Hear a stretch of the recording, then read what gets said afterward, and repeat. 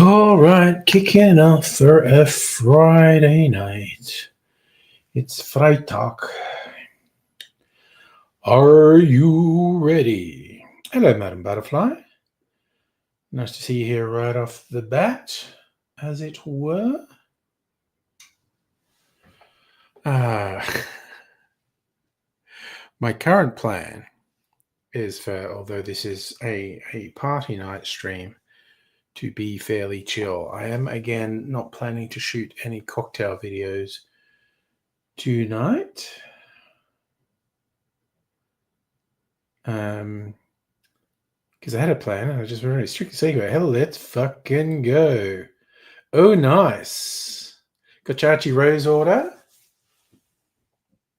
So you got the cans. I forget, what did you get? What bottle did you get to get the cans? I was tempted to do it, but I didn't. And then I got an email, was it yesterday? About their new gin, fish gin. I was like, okay, that's a decision you made right there to make a fish gin. Oh yeah, signature gin. You got to have your classics.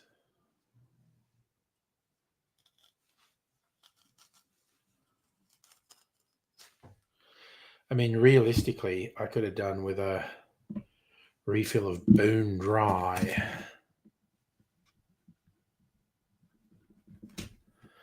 But I didn't do it.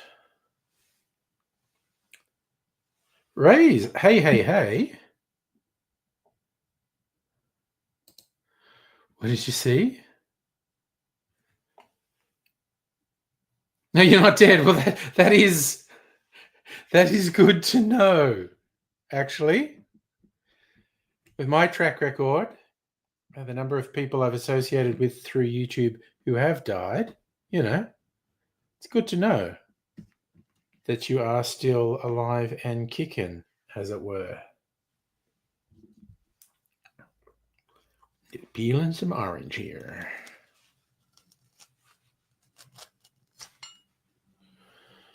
All right. Hey, Greg, how you doing? Just rolling. Although they're disapproving, keep them beasties moving. Rawhide. I'm thinking, it's this thing I meant to do last night. Then with all the conversations we had, I just got distracted and didn't do it. Want to do a taste comparison. Madam Butterfly, little man, your nephew's son, birthday 2. Party for him tomorrow, and then an out party. Well, that's nice. Had a concussion, snapped finger, all that good shit a few weeks back. Oof. So we've been in recuperation mode. Life, eh? What is it? All this crazy bullshit. Well, I'm assuming you're in recovery mode. I'm glad that while it was doubtless an adventure, you're coming through it. Still working, just not fighting as freely. Oh my God. And the dog attack. Did I miss something about a dog attack?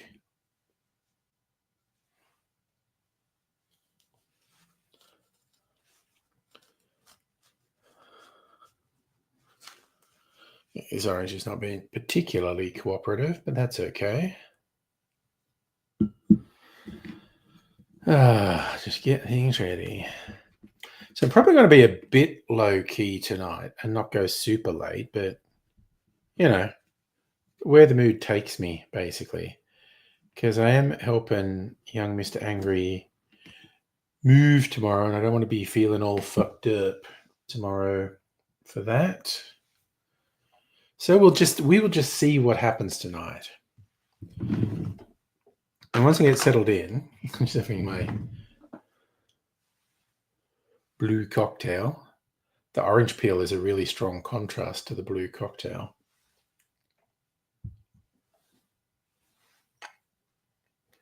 Yes, Strictly Sega, he's going to be going, well, not here, because I got too much shit in here. He's going to be going in the other bedroom, which was his sister's, which we currently call the Zen room, because Mrs. Angry cleared it all out and made it an open space. She uses it as a dressing room. Raise, tracks to the venue. Enjoy the cocktails. Well, I hope nothing too egregious happens at work. I assume you're working. Hope nothing too egregious happens at work tonight. Thanks for dropping in for proof of life, as the saying goes. Charles' sex appeal. Everyone refer to him as angry sex appeal. Well, no arguments here.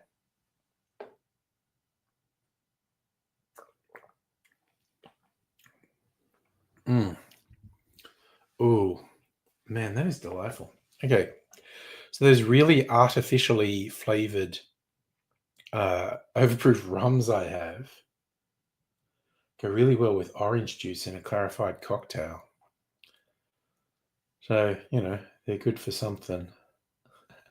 I don't think I'd use them in any other circumstance because they're a bit rough, but clarified cocktails, having something high proof to chuck in something that you're going to know. I should make some with tea. I have not made a clarified cocktail with tea in ages. That was historically a very common base in milk punches. It wasn't just booze and fruit juice. There would be tea as a base, and you make the tea really strong because the clarification softens it, takes the harsh tannins out. So you still have the tea flavor, but none of the sort of astringency you get with strong tea. Streaky Sega, while I was away, cheated on me, joined another live. Oh no. Usernames were normal instead of login names. I have no idea if it's YouTube doing it or StreamYard doing it. I've got no idea what's going on there, honestly.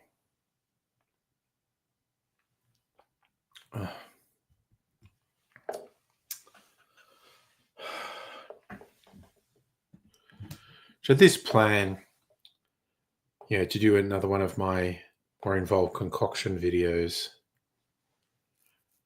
because I found this recipe that said to use chocolate milk washed mezcal. And I thought, well, that sounds suitably crazy. Is it a mezcal fix? Nope, that's something else. Is it my dear unfortunate successor? It is.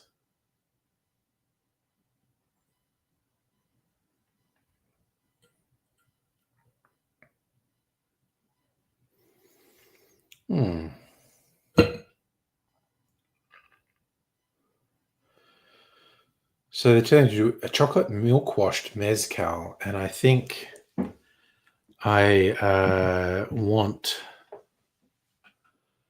to do a fully milk clarified one. Hey, Justin, how are you doing? Oh, gearing up for a cheer. I mean, yeah, I'm not saying I'm not getting drunk, but I'm going to be here. Hey, Celtic, how are you doing? The stream's title. Okay, this was a thing that happened in America. Like all that fuckery that's happening in the States with ICE being masked thugs just kidnapping people. Fun fact, it's leading to criminals dressing up like ICE and masks and than going around and robbing and sexually assaulting people. Who knew that would happen? Justin, you got to drive back to Canberra. Oh, that is a bit crazy. So anyway, Celtic. So ICE has been going around like thugs, I estimate, and a guy in, I think, Portland was like, fuck you guys, racist dicks. And he'd just been in a subway and he had his, I don't know, foot long or 6 inch, and he threw it at one of the ICE thugs. And they made a big scene. They tried to charge him with felony assault for throwing a sandwich about an armored and armed thug, because they're all fucking psychopathic totalitarians in Trump regime. So they tried to charge him with felony assault, which I think the court refused to hear. It's like, he threw a fucking sandwich. You cannot charge him with a felony. And so then they wanted to charge him with misdemeanor assault. And it went to trial. And a jury found him not guilty. You've got this piece of shit working for ICE going like, oh, the sandwich exploded when it hit me. I felt it through my Kevlar vest, and there was mustard and onion rings. Like, it was fucking farcical. And the jury went, yeah, he is not guilty of assault. What the fuck is wrong with you? And the defense never claimed he didn't throw the sandwich. They just said it was not a dangerous act. It was not an assault. It was a statement of resistance, the sort of thing that's protected by the Constitution.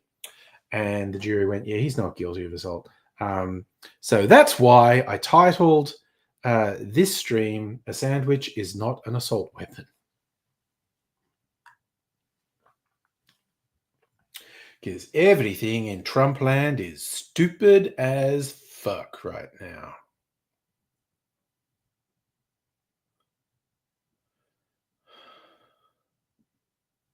It's been a real lesson in how vindictive and spiteful right-wingers are. That, we just thought, we've, over the last couple of decades, been making gradual progress on social issues. That's nice. We've been easing into it. And they're literally wanting to take away all the progress of the last 50 years,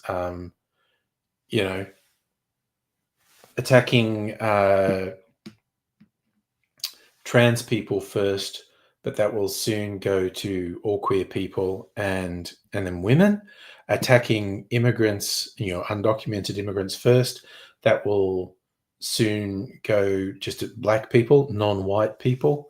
They're extremely open that that's their plan. Yes, Charlie Juzzy did just fly down, which I think is why he's saying he's doing a crazy thing by driving back to Canberra.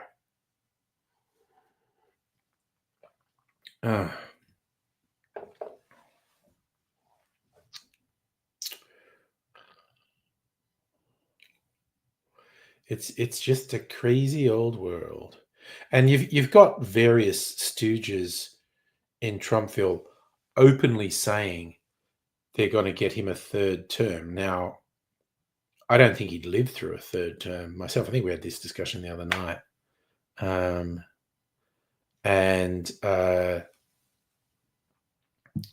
But they mean it. They just want to destroy the Constitution. So you can see, since a woman wrote a paper at university about the war in Gaza, it's all been escalating. Yeah, no, it is absolutely unhinged. They repeatedly, continually call anyone with progressive ideals a terrorist, while their supporters on the right are actual terrorists and criminals. It's a hell of a thing.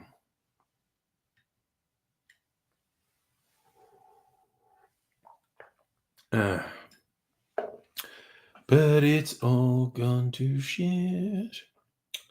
Should we say, everyone talking about footage of the woman being surrounded? Now it's just another Tuesday. Yeah, it's just escalating. They are normalizing extreme brutality, destruction of what are regarded as basic rights. Was their intention all along to normalize extremism? Protesters being tear gassed. There had been two separate instances of a priest or a pastor being shot in the face with a pepper round. I think one of them lost an eye. But I mean, yeah, again, a priest protesting protesting peacefully, and then shot in the face with a pepper round. And it's like, what the fuck? Oh yeah, wasn't it funny the inflatable suits, the terrorists, that those were apparently extremely popular Halloween costumes this year, because the fucking lunatic Trumpos were saying like you're a terrorist if you wear them. Celtic, do I think tobacco taxes should be removed? Go back to one Kevin put in. No, I think law enforcement should do basic law enforcement. It's not fucking rocket surgery. You just go into the smoke shops, search them, and if they've got illegal tobacco, close them. It's that simple. So Charlie, the puffy suits, weapon of the protesters. It blocks tear gas. Yeah, actually, that's probably true. And you think it's hard to call someone a terrorist when they're wearing a novelty puffy suit and they're just making the ICE thugs look stupid? It's just no one in Trumpville thinks they will ever face any consequences. Oh yeah, Strixeg, I heard about the ATMs in them being used to launder money as well. But it's like, it's absolutely straightforward. And some of the states have started doing it with illegal tobacco. They've just got enforcement squads and they go in and they go, okay, we're going to search the premises. Oh, you've got illegal tobacco. You're shut down.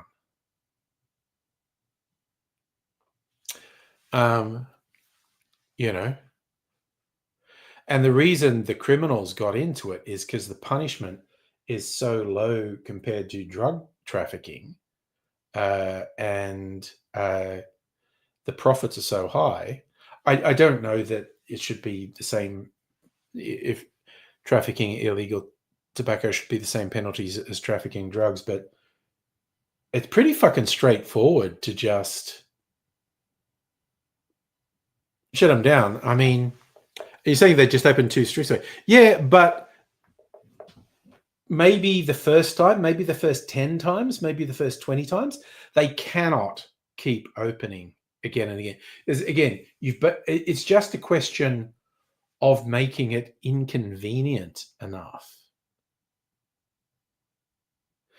And one would think the poor saps who run the shops who've been targeted by those criminals, they've got to just, when they realize, you actually get arrested and convicted, they're going to end up saying to the stooges, well, I can't because the cops come and hit me. Yeah, I do actually get quite angry at the people who say, oh, the solution is to lower the excise. No, it's not. They've established this criminal network. The solution is to deal with the criminal network. It's like as if, what, are you going to cut the excise to fucking zero? It's, yeah, you just actually start prosecuting. And yeah, you just got to make it inconvenient, which is a weird thing to say, but that's basically what you'd be doing, just making it too inconvenient.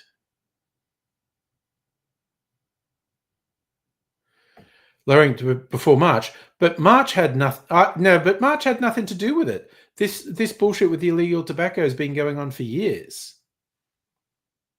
Whatever happened in March,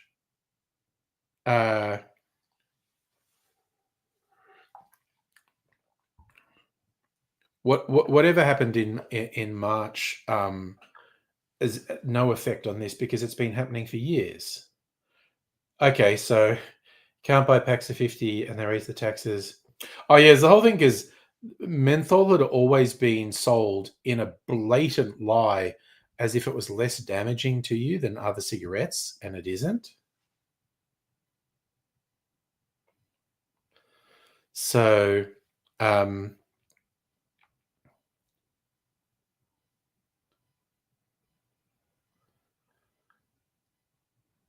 yeah, it's, I don't know, it seems rather straightforward to me.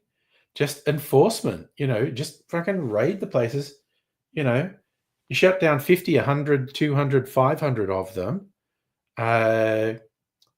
You make it real difficult for them to keep doing it's you've basically just got to make it inconvenient. Because at the moment there is very little for the last 10 years. There's been very little downside to selling the illegal tobacco. You just have to give them a downside. And it's just like, oh, no, Sager, I didn't think you were defending them at all. No, that didn't come across at all. But given the threats you get from criminals at the moment, it's like, it's a stupid fucking business to get into unless you want to engage in criminal activity. And I guess if you want to engage in criminal activity, you got to expect to be prosecuted. God, it should be a tax to find never need for medical. Oh yeah. It's I'm all for taxing cigarettes out of existence, basically. Also, I don't know if you said you're traditional like the shirt. Look at this. This is how I see myself. This is me in like a smoking jacket, making martinis. This is one of my newer shirts. This is from the most recent one. Should we say he thinks the tax raise in March made illegal tobacco much better off now? Yeah, but the simple fact, again, the simple fact is lowering excise will not change the illegal activity at all. It's too entrenched. The only thing that could possibly work is enforcement, just shutting down. Yeah, this is, what would you call this? Is like a 50s design style. It's like some of the earliest cocktail shirts I got had this retro 50s, 60s design, which I really liked. And they brought out these one recently with these cartoon characters, and I got a couple of them. Quite like them. They brought out a couple more after I got these with the Rat Pack, like cartoon versions of Frank Sinatra, Sammy Davis Jr., and Dean Martin. I'm not getting those though. But again, there's some nice designs. And of course, these sites are now swamped with AI slop as well.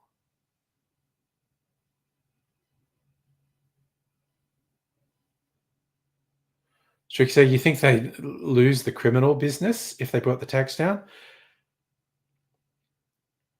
Yeah, but the criminal activity's been going on for 10 years. The only thing that's going to stop it is fairly large-scale enforcement.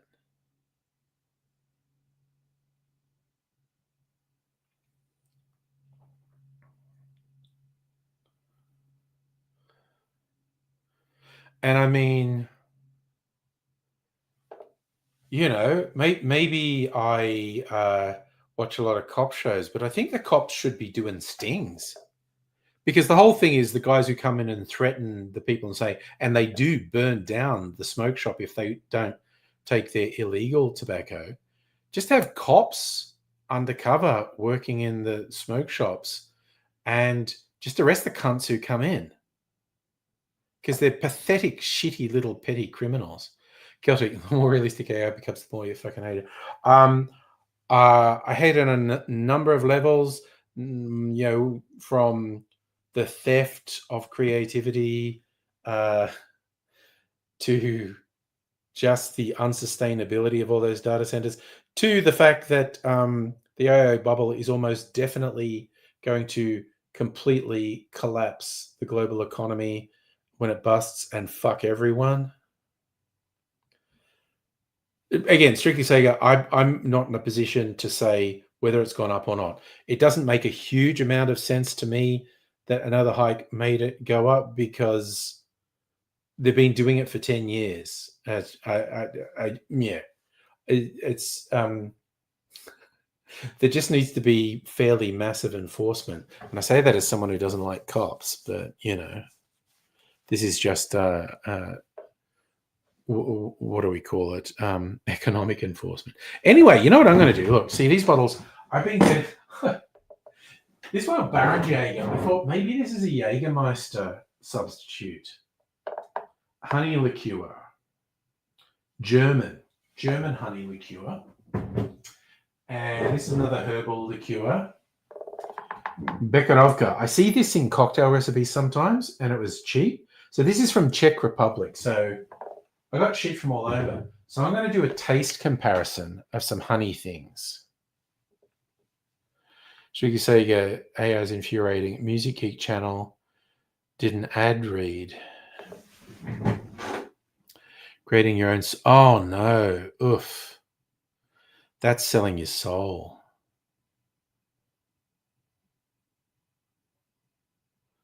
$20 costs $50. Motherfucker. I'm so old. I remember when a 20-pack cost like $2.50 or something. Celtic used to be 2 tobacconists in an hour until COVID. Now that 5 opened, everyone's coping with vaping and smoking. Okay, so I've got a few honey things. Let me get honey things. I got this one, Lime Burners, which I think is from WA. Australian honey whiskey liqueur. Lime Burners, WA. Great Southern Distilling. Albany, Western Australia. Okay. Czech Republic, Germany, Australia. I think I have Drambuie, the old classic. Okay. Isle of Skye liqueur, aged Scotch whiskey, head honey, herbs and spices. And you know what? We should go Starward honey as well. Honeycomb. Here we go. All right, taste off of the honeyed drinks. Which one's better? I think Bekarovka is the least honey one. So 2 Australian, 1 Scottish, 1 German, 1 Czech. Okay, shot glasses. Not that I'm doing shots of all of them. Just sips of all of them. It's just the easiest way to do it. Okay. Bam, bam, bam, bam.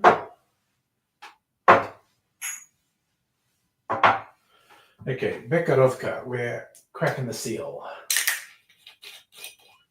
All right. Seeing it's new, let's see if we get some ASMR. Glug glug ASMR. Nice. Love glug glug ASMR. Okay. Okay. Lime Burners, whiskey honey liqueur from WA.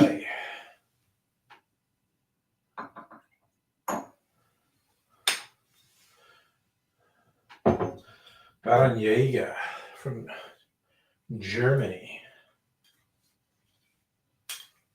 It's like the stopper on this one's like a little beehive.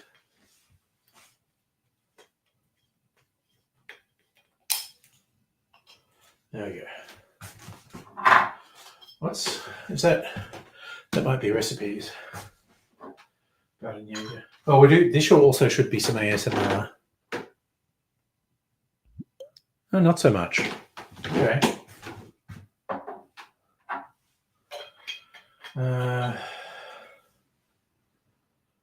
So Starward Honeycomb, another Australian honey whiskey, and Drambuie, Scotch whiskey and honey and herbs. Ooh, this might be ASMR actually. Let me have a look. No, not so much. Okay.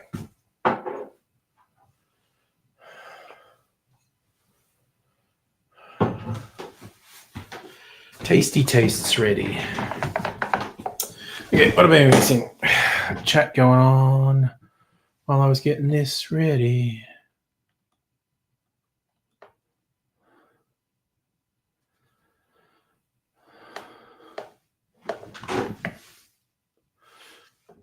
Okay.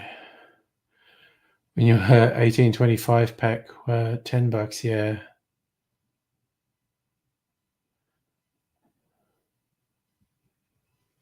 Funky Abigail, it is fair to say my face is an assault weapon.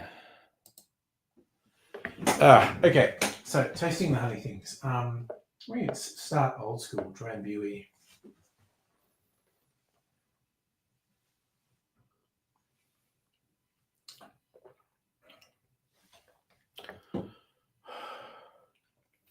That's really, really quite pleasant. I feel like I haven't had. Ooh, it's very, very sweet, almost sickly sweet. I feel like I haven't had Drambuie in ages. Cleanse the palate a little. Now, Starwood honeycomb.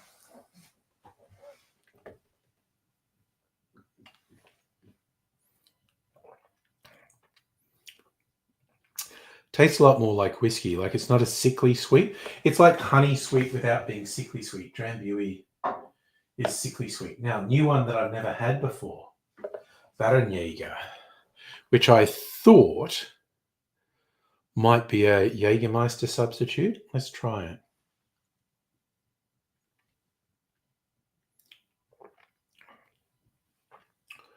Shit, that's pretty good too. Damn, that is actually really good. That's richer than Starwood honeycomb, but not as sickly sweet as Drambuie. So it sits nicely in the middle there. Cool. Now, from Albany, WA, Lime Burners, honey whiskey liqueur.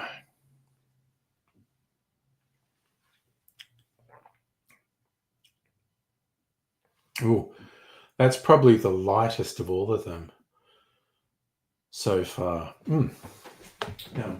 And finally, another new one to me, Bekarovka. No, Bekarovka. Bekarovka from Czech Republic. Yes, Arthur. Dangerous sandwiches, man. No, quite literally, in the US, they tried to charge him with felony assault for throwing a sandwich at an armored ICE thug. The sandwich picture in the thumbnail, it's an adaptation of an old Banksy image where the guy in the balaclava is throwing a bouquet rather than a Molotov cocktail. But they appeared all over Portland. The guy being charged with assault for throwing the sandwich at the ICE thug. It was in Portland, so they appeared as like support for him. Anyway, Czech Republic herbal liqueur.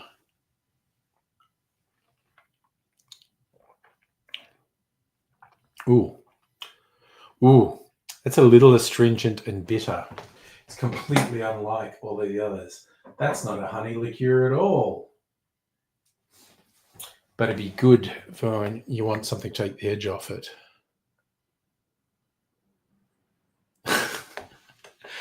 Cole's 70-cent mini cinnamon donuts. I'm trying to behave with the food stuff. All right, I might use all these things in an old-fashioned. My jigger. Work out how much is in all of these. And I'll probably top it up with a whiskey. High-proof whiskey even. There we go. There we go. All right. Okay. It's only about 30 mils altogether. That's okay. I will top that up with a high-proof whiskey. My highest proof whiskey. All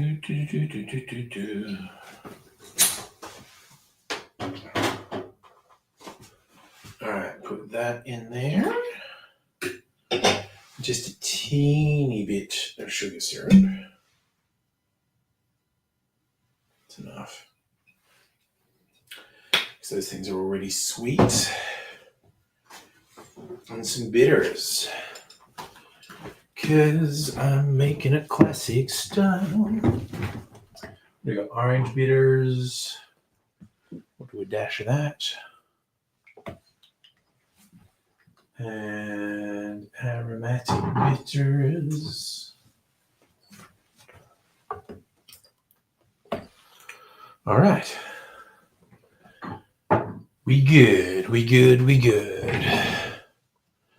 So if you got Tama Valley strawberry yogurt.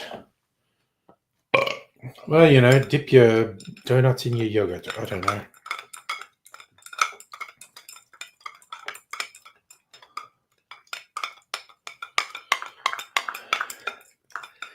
Chill, my old fashioned. But it's good to know. I've now got some liqueur options when I do stuff. Like, I don't think I've tasted that lime burner's for ages. I don't remember even how and when I got it. Might have been when I was on a subscription service, or it might have just been on sale somewhere. I don't remember. But I feel like I've had it for ages, as in years, and I hardly ever get it. But it's actually pretty good.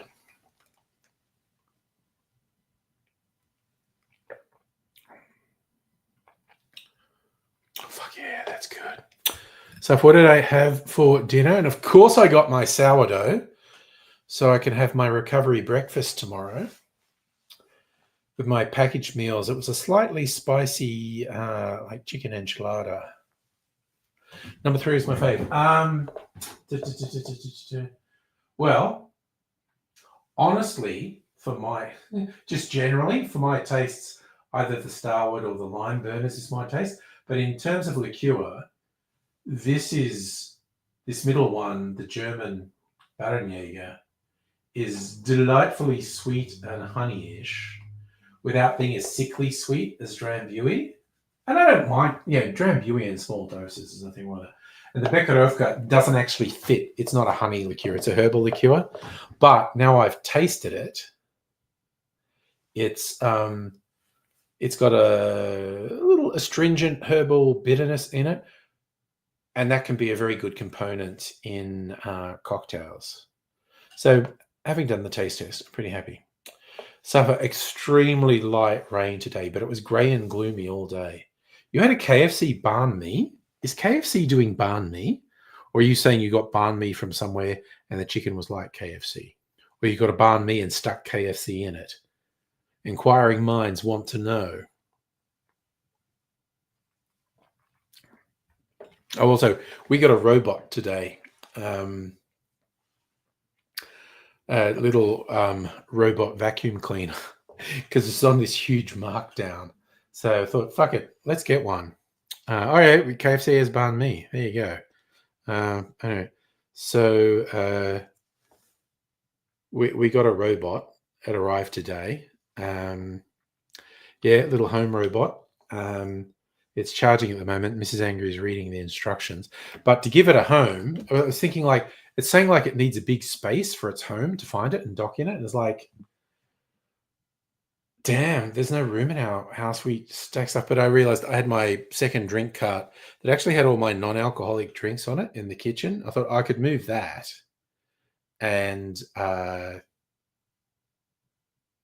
would be space for the robot. So it's here. So both my old drink carts are there now. Got all my non-alcoholic drinks on that one. So,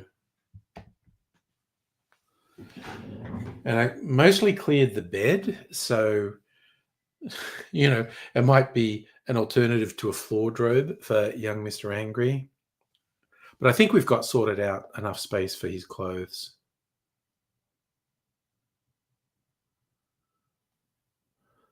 Yeah, Strict Sager is the robot lad. I don't know. We haven't run it yet. The bed's still there. There's the bed.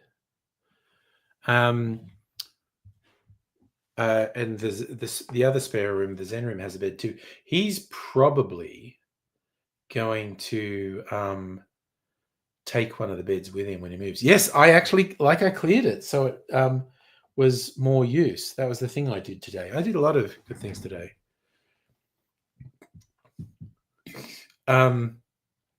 So I noted Safi saying Musk first trillionaire.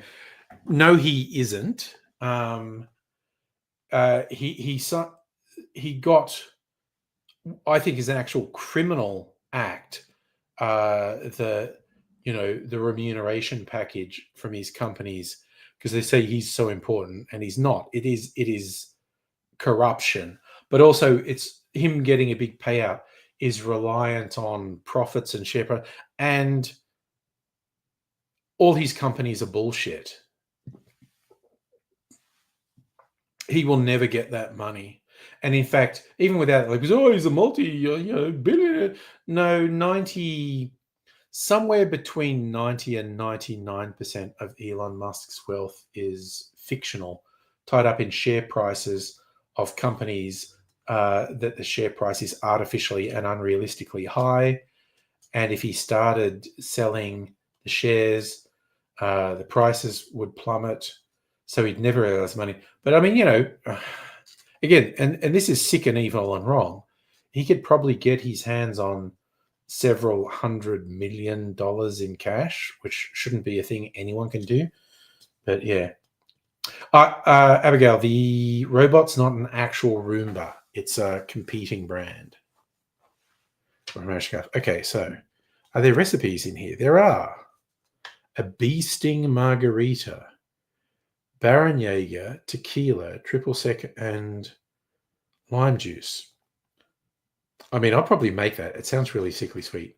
A hot toddy, Baron Jaeger, bourbon, Earl Grey tea, lemon wedge. I mean, honestly, that sounds pretty good. Have you tried our honey and bourbon yet? Ooh, Baron Jaeger actually have honey and bourbon. The only imported honey bourbon where American heritage meets 19th century Germany. Baron Jaeger mojito. Baron Jaeger, mint leaves, lime, soda, rum, and lime juice. Again, that's like that's an overly sweet mojito. A tea time. Baron Jaeger, iced tea, lemon juice, garnished with ginger. I mean, honestly, this Baron Jaeger as a sweetener in tea would actually be pretty good.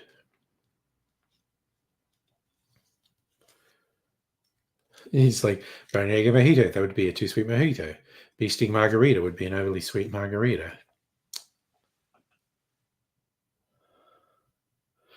Yes, Ricky saying he did spend a lot of money helping get Trump elected.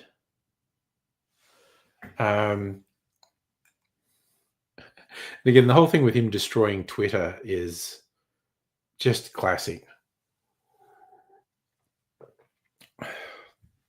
That's a whole shell game of fake money used by Twitter. It's just fucking ridiculous. I do love how the board of Twitter initially was resisting Elon Musk, and they were threatening this whole poison pill thing where they could stop him from taking over, because like morally they didn't want that piece of shit to take over Twitter. And then it was like they thought about it and said, no, this stupid fuckwit is going to make us so rich, and we were probably never going to be able to cash out in any meaningful way on this. And this stupid prick is giving us billions in retirement money. And then they forced him to follow through and finance the purchase, and they all walked away with massive bags of money. And then, Musk absolutely destroyed Twitter. So I love the way you say that, Strictly say, according to the chick on Minority Report. You mean the precogs? Have you been talking to the actual precogs who told you the future? Like the precog told you that before the election? It's just like, yes, five years ago, the precog told you Musk will spend billions to get Trump elected and waste billions more on destroying Twitter. I know. Minority Report is a news podcast. I just felt like being stupid. You got to know me. Any opportunity to... Safa, I think some core people from Twitter are behind Blue Sky. I'm not sure, though. Oh, you actually meant the Majority Report, Sam Cedar. Yeah. Yes, thank you, Abigail. We're all here back on our bullshit, being stupid. Oof. So I now all my non-alcoholic drinks are here instead of the kitchen. It's very easy for me to have a variety of non-alcoholic drinks. I got a bunch of different soda waters, a bunch of different energy drinks. I'm not drinking energy drinks this late at night. Yes, Abigail, you're thinking Majority Report too. Yes. So for Twitter 2011, Jesus Christ, dude, that's a long fucking time ago. Twitter was fine until fucking Musk destroyed it. Like I hardly ever see anything. Like 90 to 99% of the good people left Twitter. Yes, Minority Report is a podcast that tells you the news before it happens.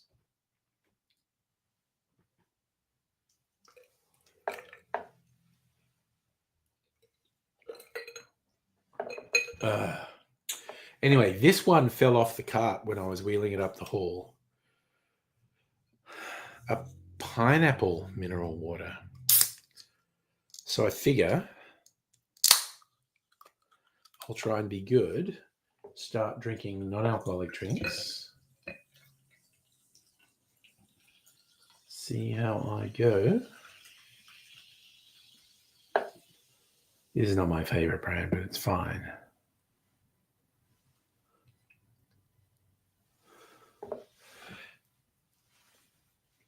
Yeah, no. It's astonishing the degree to which Musk managed to fuck Twitter.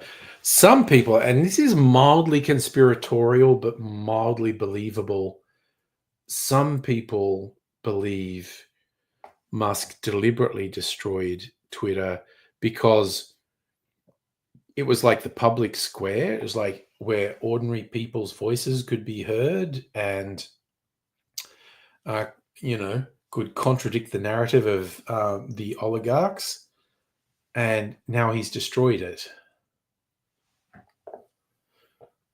And nothing remotely viable has replaced it yet.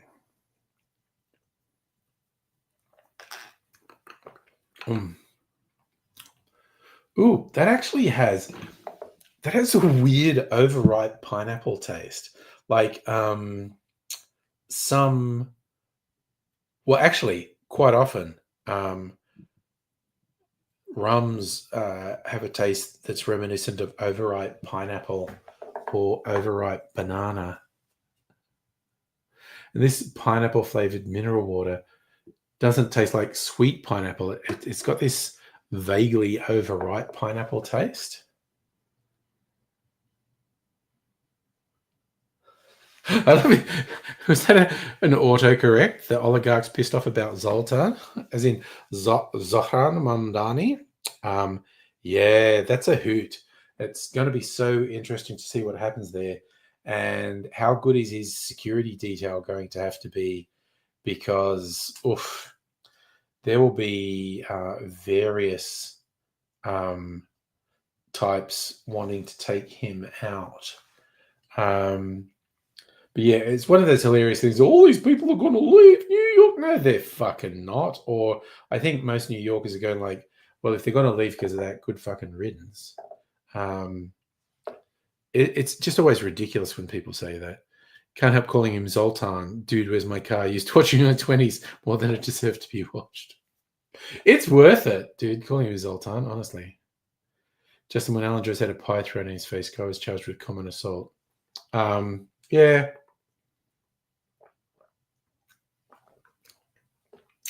Look, you can't really attack people, even if it's with a pie, and expect to not face something. But if that's in relation to what I've said about the sandwich, like Alan Joyce was, because it was basically a hate crime with Alan Joyce, and he was attacked full on in the face. This ice thug, a sandwich hit his body armor. It's fucking nothing. So, Zoltan's the leader of the cult wearing bubble wrap suits. Okay. Too long since I've watched Dude, Where's My Car? I don't remember it. So, for Pauline Hanson removed her name.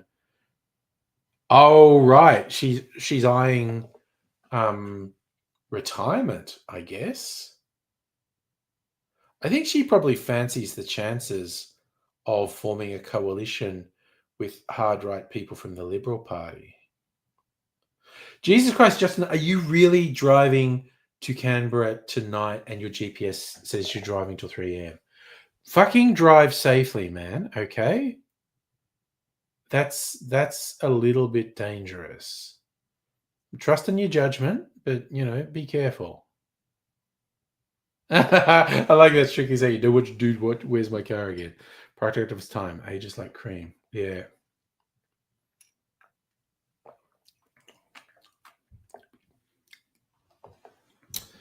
Yeah, it's kind of like Revenge of the Nerds, when like a central plot point is sexual assault, and it's the hero doing it. It's like, damn. So you say it looks like I'm streaming till 3 a.m., making sure Juzzy gets to Canberra safe. But yes, Dude, Where's My Car is definitely a stoner movie. Not a great stoner movie. Most feel like rewatching Pineapple Express to see if I think it's any good. Mind you, okay. Is it fair to call freaking Cheech and Chong the original stoner movies? Were there stoner movies before Cheech and Chong? Oh, you like Half Baked and Pootie Tang? They are pretty good. It's like, like Foxtel was screening, I think it was Up in Smoke, which I don't know if it was Cheech and Chong's biggest budget movie, but like the script and the acting are shit. But I was watching, it's so well shot. Like, it's like the director and the DOP were really on their game. It did my head in how well shot Up in Smoke is. The jokes are really silly. Oh, that's I love that as a hot take, actually. Charlie, is Easy Rider a stoner movie? It's a counterculture movie, and they were getting high a lot in it. I don't think it's a stoner movie, though. Celtic had a dream about AIDSy. Tried to light his cigarette, and he combusted. Somehow used the flames to morph into Clooney and Grassy. Yeah, that's a religious transmogrification. Should say 2001, it kind of seems like it's time that if you drop your acid right at the start, it kicks in at that really trippy sequence at the end. The Monkeys movie Head, that's a stoner movie, definitely. So Celtic, the Phoenix AIDSy who turned it to me, hijacked my channel and uploaded random shit. I mean, that'd probably work there. Oh, Fritz the Cat. I don't know if Fritz the Cat was a stoner movie. Again, definitely a counterculture movie. I don't know that it's a stoner movie. So for Alien or Predator stoner movies? No. Stoners might enjoy them, though. I think Aliens is too aggressive for stoners because it doesn't have the jokes that Predator has. I mean, it has some jokes. But Predator has a camp quality that Aliens doesn't have. Aliens is very serious. So I think there's a difference between a movie a stoner can watch and enjoy and a stoner movie. Yeah, man. Too much killing and loud noises, man. Oh, okay. The recent run of Predator stuff has been good, and the new one is made by the same people who made Prey, which was really quite good. And there was an animated one. What was it called? Killer of Killers? That was good. So I think this new Predator is maybe. Oh shit! Okay, yeah, but strictly saying, I think there's a difference between an acid movie and a stoner movie. The Trip is literally about an acid trip. Yeah, Prey was really good. You got all those right wing manosphere fuckwits who are like, no, it's a girl. It's one garbage. It's a girl. It was fucking great. That movie was really good.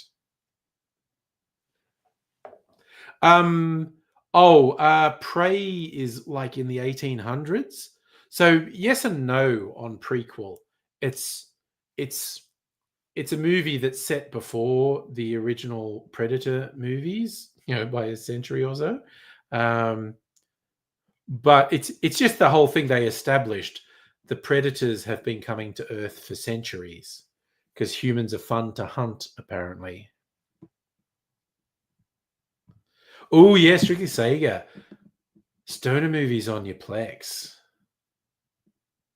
Yeah, well, yeah, Safa, strong woman. They will occasionally go to older movies like Linda Hamilton in Terminator 2 or Sigourney Weaver in Aliens and say, "Oh yeah, but we like get fucked, you lying pieces of shit." If those movies came out today, you'd be complaining with your baby bullshit about it's work rubbish. It's the same one. It's like they go like, "Oh, you couldn't make Blazing Saddles today." If Blazing Saddles was a new movie came out today because it's anti-racist, and one of them go, "Oh, fucking Blazing Saddles is woke garbage."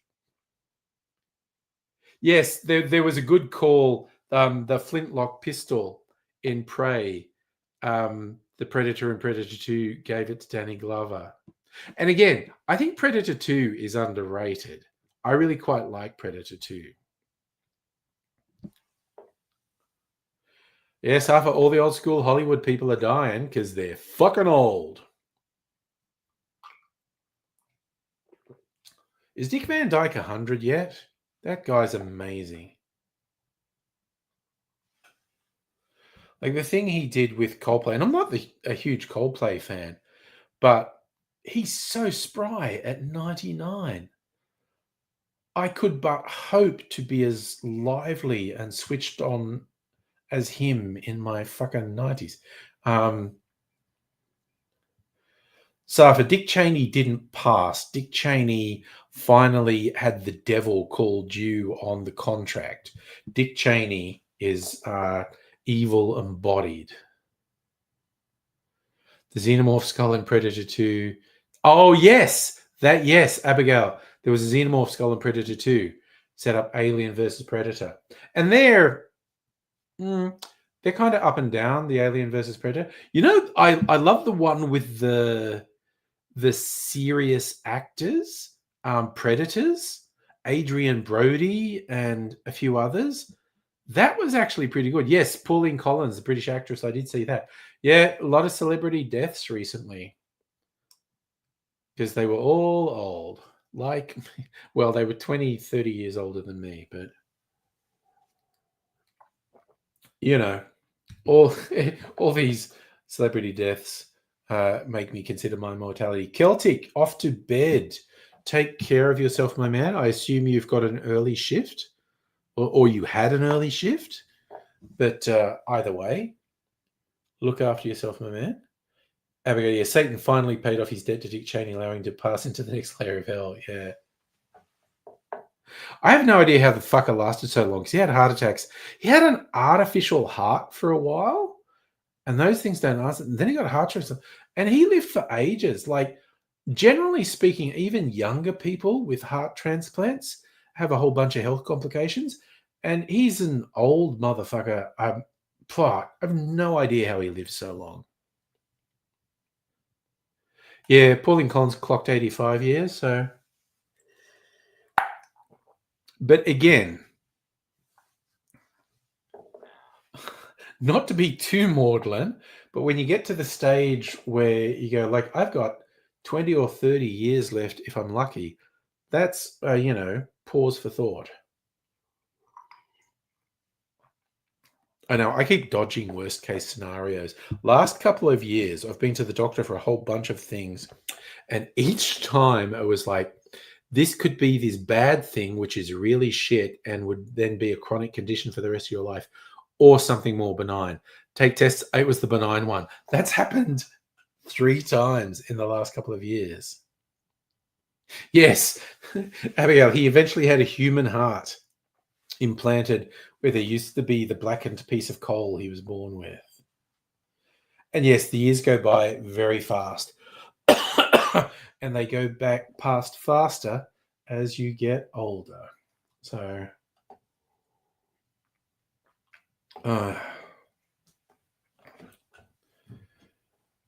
it's a few years off, but it'll be in a snap. My firstborn will be 30. And that fucking does my head in. But, it's what it is. It is what it is. Also, I have to replace this chair. This chair is so fucked. It was broken in one way. Now it's broken in two. You probably can't tell, but it's leaning a bit to one side. Black Friday sales. I need to get a new chair. A chair that can support a fat bastard. Although I am losing weight, which is nice. But also, it's always just like a fucking drag when you order like an office chair and you have to assemble it yourself. I fucking hate it. Black Friday is not next Friday. It's the Friday after, I think. It's the last Friday in November. Oh, you mean Black Friday is in the 13th? I meant it's in the American sales. Strictly saying, like, it's just a fun thing. It legit cannot be long till Trump dies. Like, the fucker is in bad shape and under incredible amounts of stress. Abigail, you love assembling furniture. What the fuck? Honestly. The most complex thing I put together was an IKEA unit that I have like DVDs in. And it's got these elaborate doors that open out and they're little cabinets. And it was so many pieces and so many little connectors. And I was fucking mortified when I got it home at how complicated it was. But I put it together. So I don't think Abigail was being sarcastic. I think she actually loves putting furniture together. Correct me if I'm wrong, Abigail. I took you... No, I thought you were being sincere. Yeah. Safa, the US midterms will be interesting unless they're not. If the Democrats get control of Congress and the Senate, which is distinctly possible, they need to take Trump out. They need to fuck that guy up. So you've built so many of those Calex units, you can do a blindfold. Is that shelving for your discs? Oh, Safa, I don't remember. Like, I literally... Shit, I reckon this unit, it used to have CDs in it. Now it's got DVDs. I legit think it could be 25 years old. Like, it might be 25 years ago that I made it, and it's still in service. Strictly saying, I agree the Democrats need to motivate people. And that's when you see, like, the young guard. The old guard needs to stop sabotaging the young guard. Zara Mamdani, AOC, a few others. It's like, you got to stand for something. Abigail, you don't reckon Trump's under that much stress? You got his sycophants doing the work, ranting on Truth Social, demolishing the White House. Look, honestly, you could be right. I'm not gonna, argue that point. I'm making an assumption that he's under stress with all this stuff. You may well be right that he just doesn't think about anything, that he just doesn't give a shit. Yes, the old guy under the window. Oh, bloody Nancy Pelosi said she was actually retiring. Chuck Schumer needs to do the fucking same. Like, seriously, some of the old guard of the Democrat, like the fucking crypt keeper, honestly. It's ridiculous. You've got to, this is my personal opinion, you've got to inspire people. You can't just go, I'm not that guy. You've got to inspire people. Give people hope. And that's what Zoran Mamdani did. Like, good things can happen. Oh, yeah, strictly, Chuck Schumer he's like your fucking senile granddad, quite honestly. It's fucking ridiculous. Their whole system is fucked. Every time I despair of Australian politics, I just look at American politics and go, well, we're not that fucked. It's just like, God damn. Wasn't Zoltan the name of the fortune-telling thing in the Tom Hanks movie, Big? So you can say, yeah, actually delivering will be interesting. Just as an outside observer, I think it will be an interesting few years in New York. Because he's got to get a lot of people on board to pass things.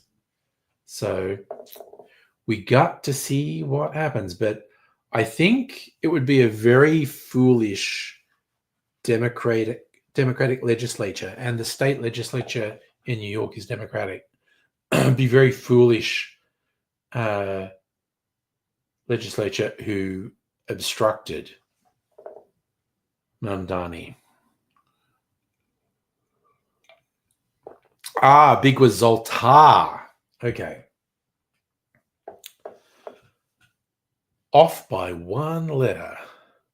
As Maxwell Smart would say, missed it by that much. Jesus Christ, that was another thing I watched endless repeats of as a kid. Get Smart.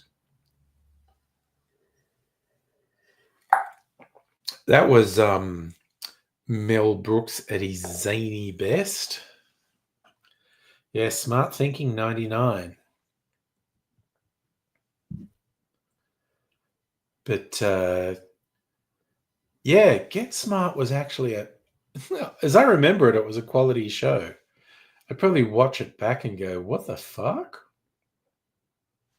But Don Adams was very good as Maxwell Smart. Mel Brooks was one of the main creative people on Get Smart. I don't know how much he scripted, but he was like a writer or director or producer or all of the above. I'm sure of it. Ooh, second dinner. There's a bit of chicken between my teeth. Yum. Can't take me anywhere. I'm just picking at my teeth and eating the goodies that I find there.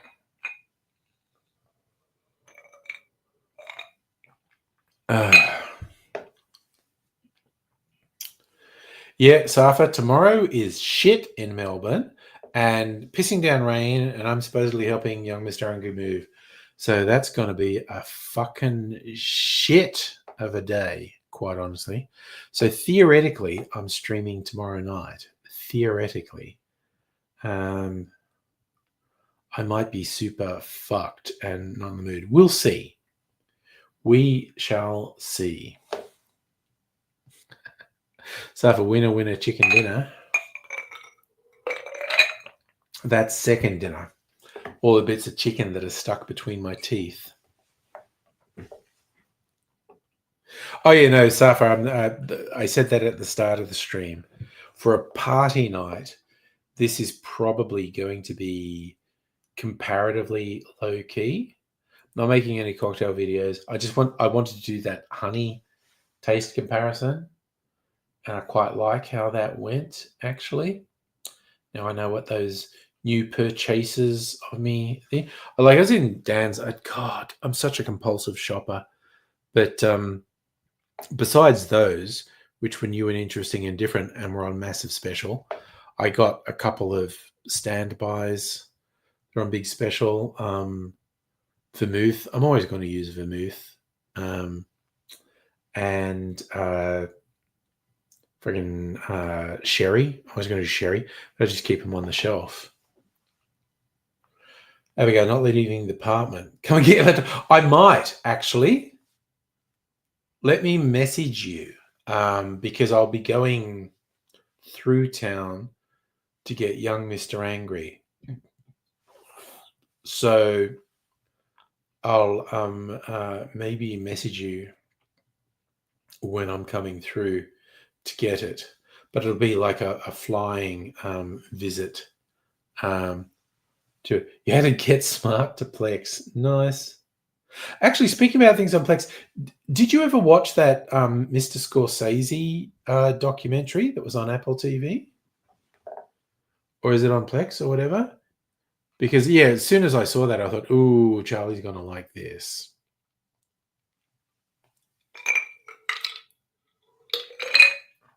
Yeah. Well, young Mr. Hungry has been in Brunswick. So I've got to drive across to Brunswick, which literally means driving past. Dr. Evans said, "Oh, you watch it tomorrow." Yeah. It seems to be really well reviewed, and when I saw the trailer of it, the Mr. Scorsese doco, I was just like, "Oh, Charlie's going to be all over this."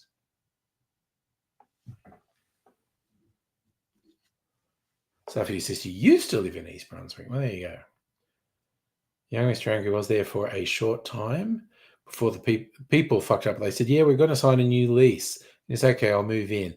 And he moves in, and the owner said, "No, you've all got to leave. Like, I'm selling the place." And he's like, "What the fuck?" And he hasn't managed to find another place. So that's why he's coming back here for a little while he finds another place. Near the East Brunswick pub, last stop for the 86 tram. I like the 86 tram because it goes from near my work to the Bitters Lab, my favourite shop in all of Melbourne. So I do that sometimes. Like, they're not open on Mondays, but like if I'm in the office on Tuesday or later in the week, it's like, my lunch hour, I'm going to go visit the Bitters Lab, see if they've got anything cool. All those bitters and cocktail accoutrements and boutique liqueurs and spirits. Is the 86 tram the hipster tram? I mean, goes through some hipster places, definitely.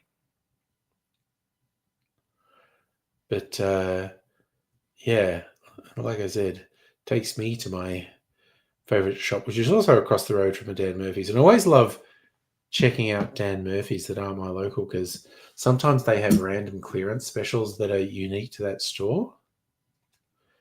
So have I been to the East Brunswick pub? I do not think so, no. I do not get over that side of town very often. It is a long way from where I am. Like, even non-peak hour traffic, that's like a 40-minute drive or an hour and a half public transport. Have I seen Liquorland warehouse shops?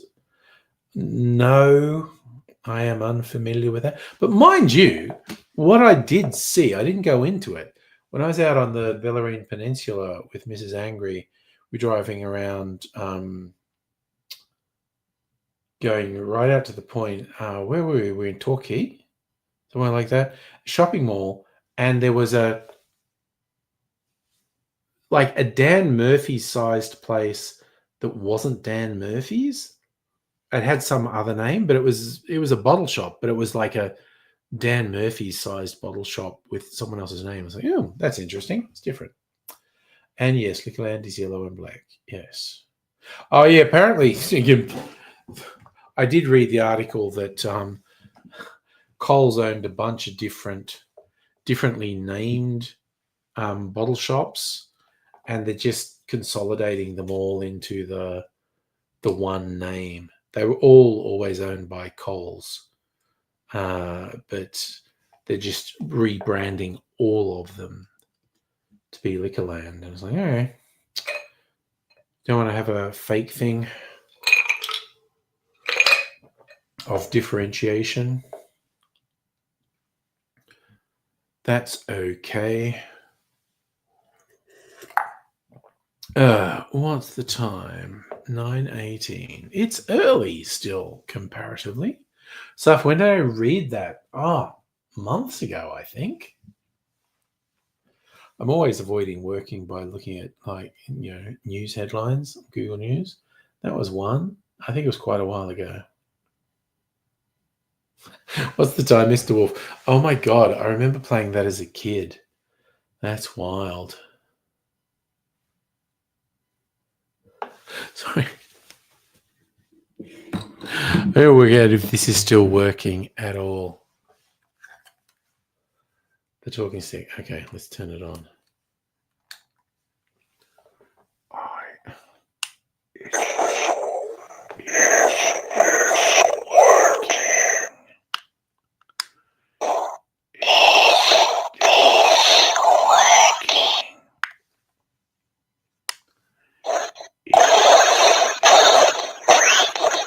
No, that last one's meant to be a robot. That doesn't work at all.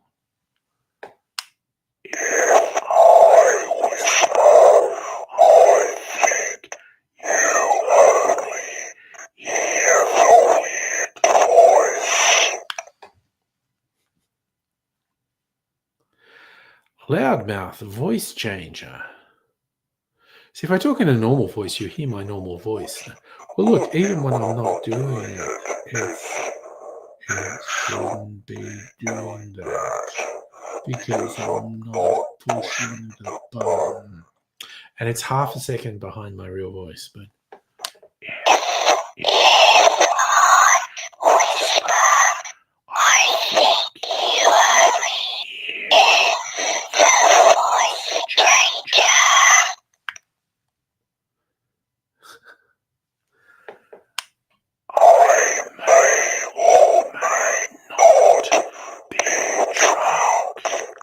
just this was sitting here, and I use the labeler to call it a talking stick. I forget what the three voices are meant to be. I know the one that just sounds like distortion is supposed to be a robot. But one is sort of vaguely Darth Vader-ish. Ooh, speaking of Darth Vader, on impulse the other day, for no real reason, I rewatched The Force Awakens, and I really enjoyed it. It was... You have to switch your brain off. I was watching going, God, you do not apply critical thought to anything in this movie. Just roll with this is fun and exciting, because it's fun and exciting, but it is not going to withstand critical thought. Sophie, you reckon episode 7? I reckon episode 8 is the best, although I didn't rewatch it, The Last Jedi. But that had been my favorite of the sequels, to the absolute travesty of episode 9, Rise of Skywalker. That was just terrible beyond words. I cannot fathom how many bad decisions were made with the making of that movie. But they all pale into insignificance next to Rogue One and Andor. So...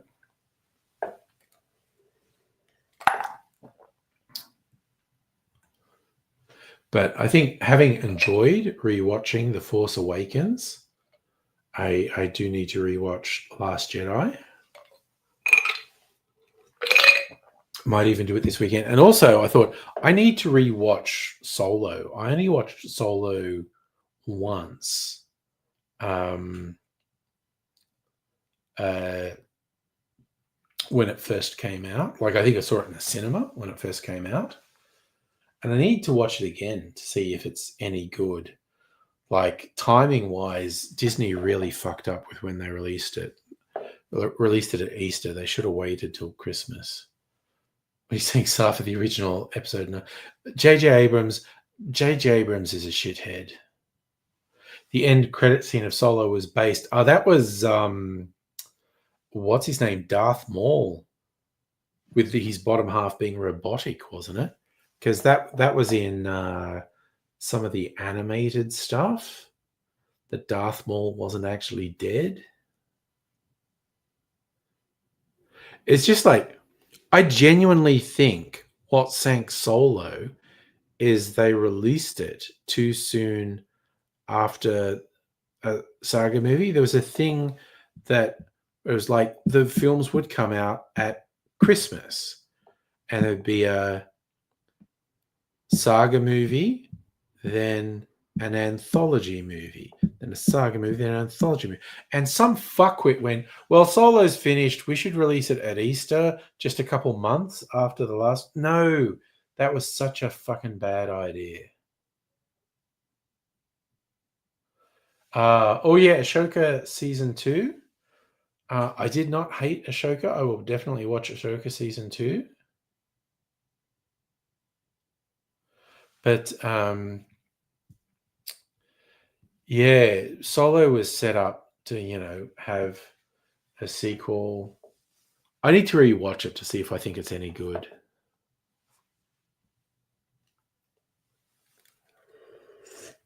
Because it definitely had elements that were good. Particularly with Solo actually being a stormtrooper, essentially. And realizing that this is all bullshit and dipping and getting into the criminal stuff. It was some genuinely interesting stuff. You're saying the original 6 came out in May. Yeah, but then the Disney ones came out in December. And they fucked it up by releasing Solo too soon after the previous saga movie. I genuinely think that fucked them. It was a very stupid decision. But then again, Jesus Christ, the decisions made for the third sequel do my fucking head in. Just the cavalcade of extremely bad decisions that were made was just like, what the fuck? Just ignoring all the good stuff that Rian Johnson set up in Last Jedi. And you can argue if you want about elements of that being bad, but he set up some concepts about, everyone being in touch with the Force that were really good. And that was just not just ignored, but absolutely reversed in the truly terrible Rise of Skywalker. It was so shit. Yes, for Solo was an Imperial. But that was a fun thing because that also kind of like Rogue One and Andor showed when it's war, it's not all epic heroes and great stories. It's people in the fucking mud going through horror. And I like it when they stop making Star Wars about noble hero's journey shit and just go like, oh my God, if you were really doing this, it would be so shit for so many people. And trying to treat the characters like real people, that's a hell of a thing. Oof, and here we are, and I am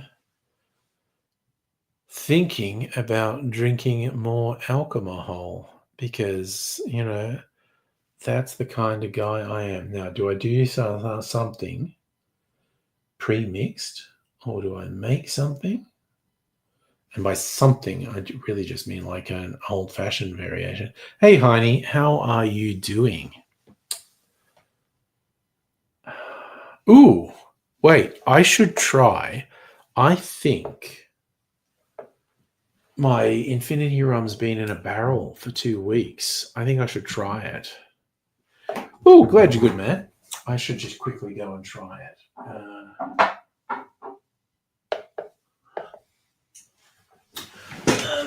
I'm good. I'm pretty good. Thanks for asking. That's mighty thoughtful. I'm good, but not great. How are you? Because I'm kind of awful. So 17th October, 24th October. Yeah, that kind of sounds like 2 weeks ago. Let's try the Infinity Rum. How's that going? In the barrel. We'll just have a little taste of that. What's it tasting like? It's about 10 different rums blended together. I haven't needed a pee break yet, Safa. You probably should not have put that thought into my head. But let's try Infinity Rum.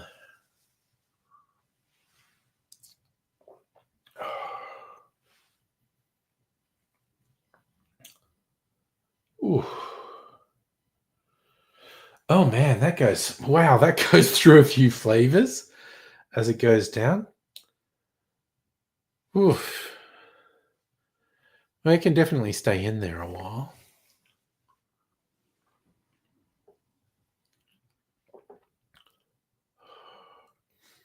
Starts off with like that brown sugar molasses flavor. But then it's definitely got the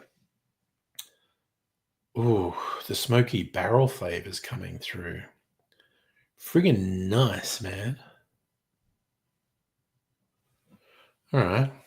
But it can stay there for a while. Probably at least 4 weeks. I was talking earlier about how a lot of rums have like a overripe banana or overripe pineapple taste. This one doesn't. This blend, it's just very brown sugar, molasses, deep flavor. Yes, I actually did see that today, Safa. Grand Theft Auto 6 release pushed back again. It's probably going to get pushed back again.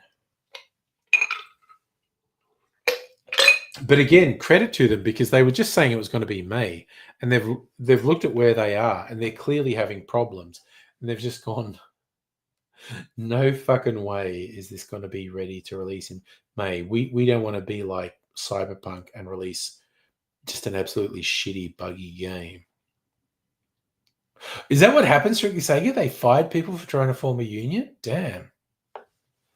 It's reasonable to think it's never coming out. Like I was talking about getting a PlayStation 5 maybe in Black Friday or post-Christmas sales this year to be ready for GTA 6, but it looks like I can wait till Black Friday post-Christmas sales next year. And honestly, I probably will because I've got no rush, no urge to get stuff. The poor Mrs. Angry, she's run out of games to play. I need a good sort of open world adventure game for her. And I'm not sure what there is. Get a PS5 Pro. I mean, I've not even looked into the variations of the PlayStation 5, Safa, because me personally, I've rarely been gaming at all. So if you're saying Mass Effect Legendary Edition, is that for the PlayStation 4? Because that kind of sounds familiar.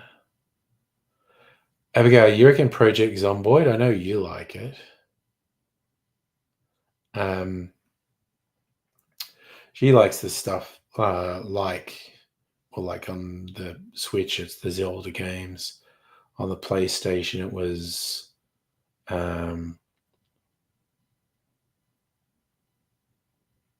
what Bioshock, friggin' like she just recently replayed Diablo 2 for ages and really enjoyed it. She never got into Red Dead Redemption. Oh no, I think she did play Red Dead Redemption 2. Didn't get into it as much as me. I just keep replaying it. And she did play the remaster of the original Red Dead Redemption. I started it because we got it for the PlayStation, and because I'd been playing Red Dead Redemption 2 on the PC for ages, and I found the controls on the PlayStation, which I hadn't used for ages, horribly frustrating. Like I fucking hated them. So I actually did not play all that much of the Red Dead remaster.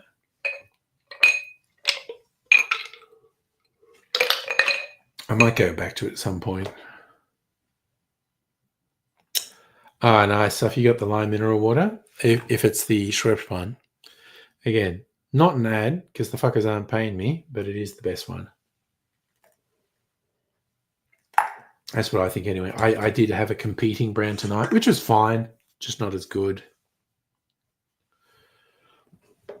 Okay. I'm going to try my barrel whiskey. It's been in there 3 weeks now.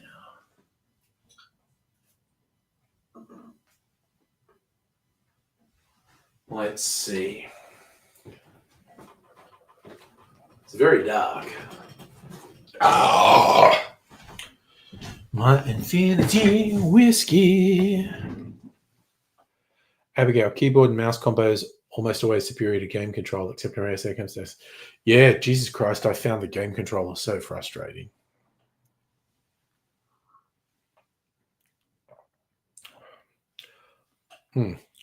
Oh, that's real fucking whiskey right there. Damn, that's good. The rum's not bad, but the whiskey's so much better.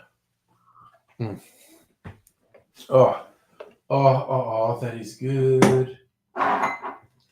I think I will decant the whiskey next week. That was always my intention, 4 weeks.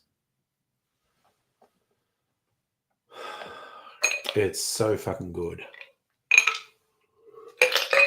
Barrel-aged infinity whiskey. It's got all those flavors blending.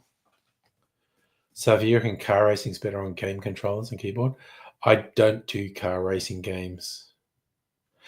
And I have mentioned before, what I really don't do is flying games. As soon as it's not just left, right, up, down, but you're actually in these, I am just shit with controls. So bad. Like I got a whole series of X-Wing versus TIE Fighter games. And I kind of played the first missions on it, and it looked like it's going to be an interesting game. But the controls, I was just so bad at them. And I've always been... That's why I never finished Grand Theft Auto San Andreas, which is good, and I loved it. And I hope it was setting you up to you end up getting to kill people who've been fucking you around.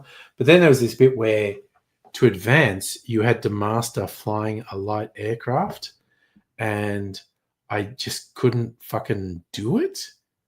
I'm so bad at flying games. Abigail, you're good at them? So if I didn't have an Atari, I had some very basic gaming units as a kid. And I mean just freakishly basic. I don't remember exactly what one, actually.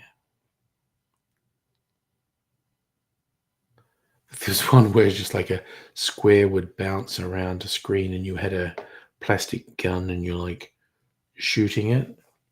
That could keep me amused for hours. It was so fucking basic.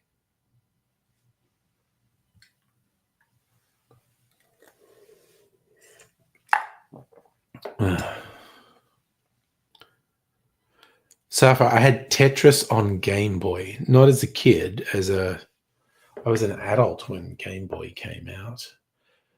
Abigail, need good spatial awareness for flight games? Yeah, and I do not fucking have it. Like, normal ground level games, I'm great. I'm going wild. As soon as you're flying, I'm like, what the fuck? I just always oversteer. It's the thing. It's like oversteer, then overcorrect, and then fucking crash. And it's just like, it's fucked. I remember a friend of mine, he was so on the spectrum with games. Like I watched him playing the original X-Wing versus TIE Fighter on PC in the 90s. Whereas like I'd be flying along, and because you had anti-missile things like chaff and flares and whatnot.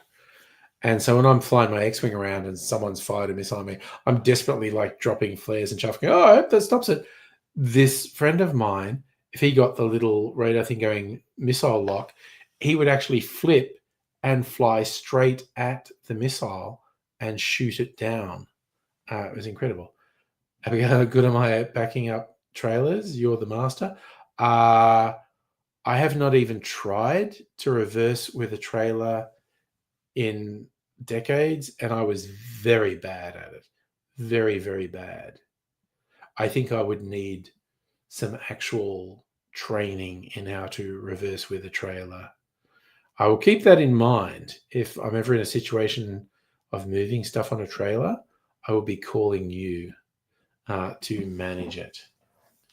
Like, and legit, I have not even tried to work with the trailer in decades, and I failed pretty badly, quite honestly. Wasn't disastrous, but I was quite bad at it. You can turn corners while reversing with trailers and shit. No training. Yeah, it sounds like you have that awareness that I don't. Because I absolutely do not. Not in games, not in real life. It's not my bag, man. It's just I am not good at it. It's an inescapable truth that I'm just not good at it. So I just accept it and move on. It's a dark and terrible thing. Yes. You've got a spatial awareness Jedi power. Yes, you could probably do the thing with the blindfold and the little laser shooting thing and block it, and I couldn't. But yeah, it's a particular thing. Like certain driving skills are either you're very natural at it or you work very hard at it. Like reversing and parking semi-trailer trucks is a hell of a thing to learn. And the really skilled drivers can back the trucks into the most bizarre spaces. I mean, that's why you kick ass in space sims. The more realistic the physics, the better. Yeah, for me, the more realistic the physics, the more fucked I would be. I just don't have it. It's just the way it is. All right. I'm going to risk having more alcohol. I think I'm going to have something batch made. Oof. Jeez, I might not last that much longer. Brandy. That's what I want. Brandy. What's that? Oh, that's my house-made peated whiskey, which is pretty fucking savage. Rum old-fashioned. My aged rye. I mean, I've got all sorts of things here, which I was surprised to learn are technically illegal. Or technically, I owe the tax department excise, which is silly.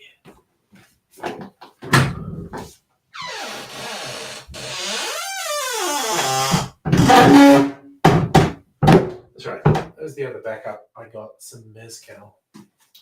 But I think tomorrow I'm definitely going to do the experiment with milk washed mezcal versus a milk clarified mezcal cocktail. Abigail, you once saw someone training to reverse road trains. Oh, the big 3 trailer bastards. Looked at it and said, nope. Oh, Jesus Christ, Justin. You're driving to Canberra and there's lots of trucks on the road. Please be safe. Concentrate on the road.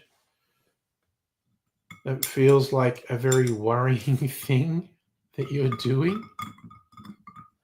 Safa, do I need a trailer? No. I mean, it would help if I had a trailer.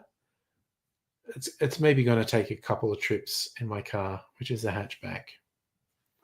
We'll just deal with that. So, yes, I don't know exactly how it's going to go.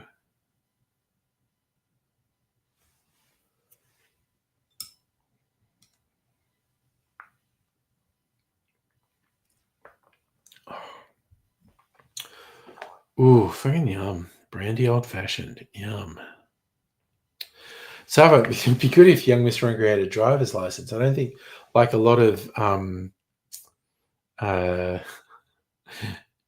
Zoomers, he hasn't bothered to get a license.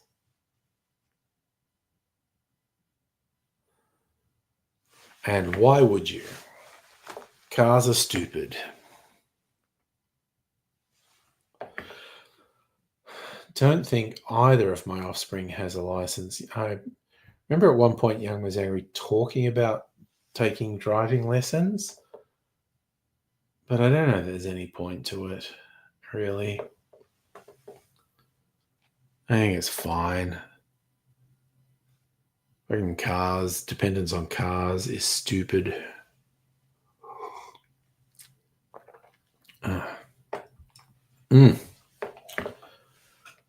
Ooh, that's just like Christmas pud.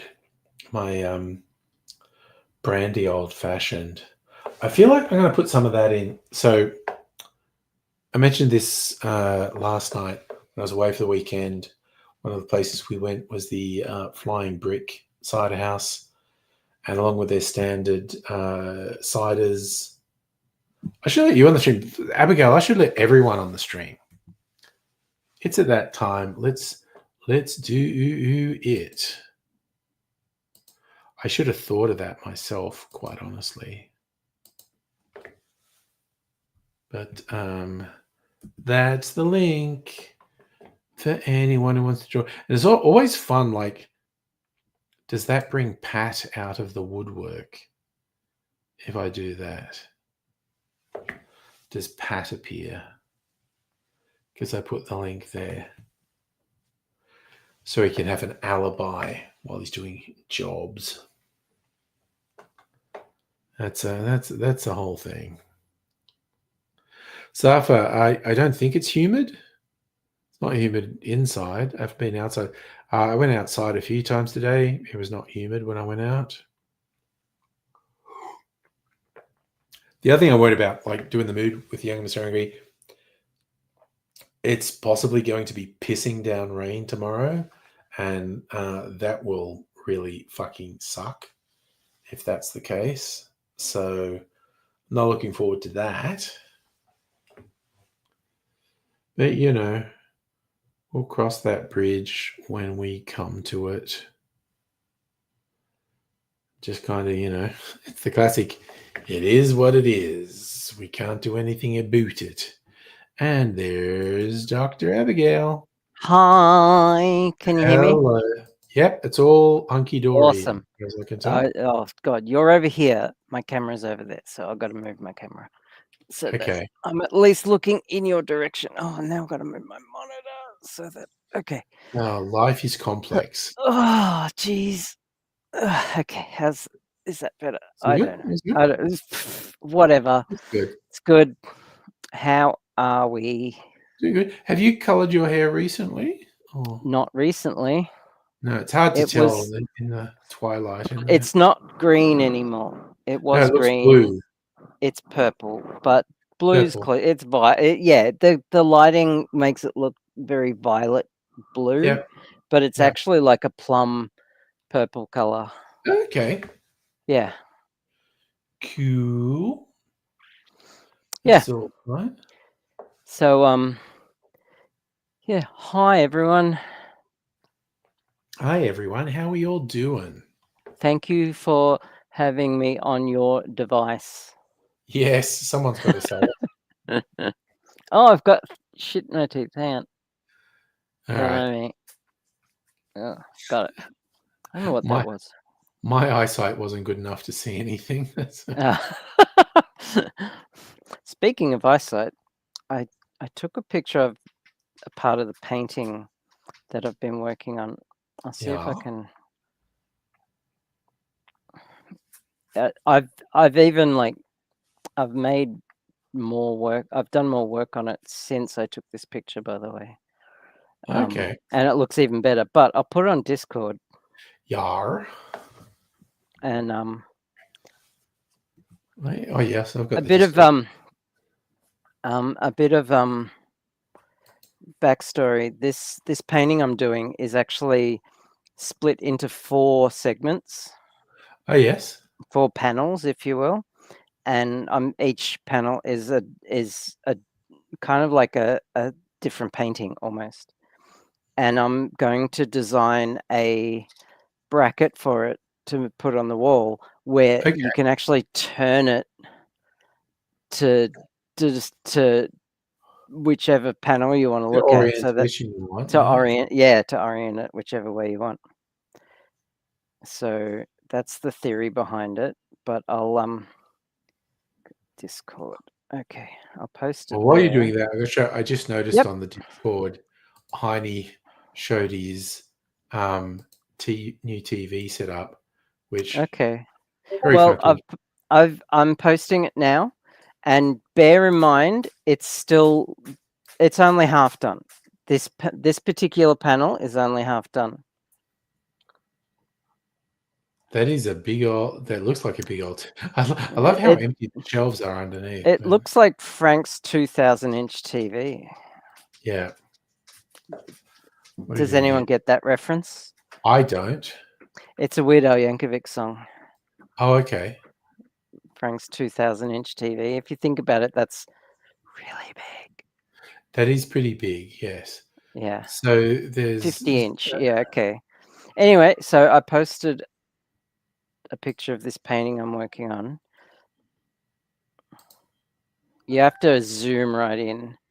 zoom right in. I haven't done that bit. Oh, It's more the body of it. Bear in yeah, mind, this is all done in acrylic paint on canvas. yeah. That looks inspired by your Factorio stuff. A little bit, yeah. Little bit, not exactly like it, Not exactly, no. but I sense an inspiration in there. Yeah. Nice. And you're continuing to work on it. Yeah. So I've done that circuitry stuff, and now I'm working on kind of like the ground and shadows and stuff like that. So it's actually coming along really well. Yeah. So it doesn't. Like, Oh, kitten just did a poop. oh no. Stinky kitten poop. Poopy. Oh, and he does man poops too. Yeah, just huge. Yeah. Yeah. I have to deal with it. I'll be back in a sec. Oh. That's a fun one. Because yes, I have been in Dr. Abigail's flat, and it is incredibly noticeable when Kitten takes a shit. So, honey, you've got the TV in your bedroom. And we're like comparing size. Saf's got a 6. So, Honey's is a 50-inch. Saf's got 65-inch. I don't even know how big mine is. Compared to the TVs that are released now, it's not that big. God, I got it so long ago. It's always funny, like people always expect me to remember technical specs of things I get. And it's like, no, the day after I buy something, I forget what the technical specs of it were. Oh no, that's so intense. You're having to shield It's yourself. so bad. Oh, it's so smelly. Oh no. Oh, you have no idea. Well, I have some idea because I've been there when your cat's taken a dump, but you know. Oh, but I had to move one of his cat litters into the living room, Yeah. and he pooped in that one. So it's like Yeah. right there.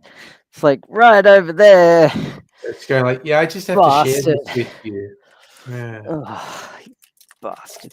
And that's even after he like covered it in cat litter. Mm. So it's like absorbing smell. So it's not as bad as it could be. Yeah. Damn. Yep. So I'm having a snack. Just Ooh. Nice. Go for it. I've been getting into mixed nuts lately as just Let's face it. You've always been into mixed nuts. You were matron.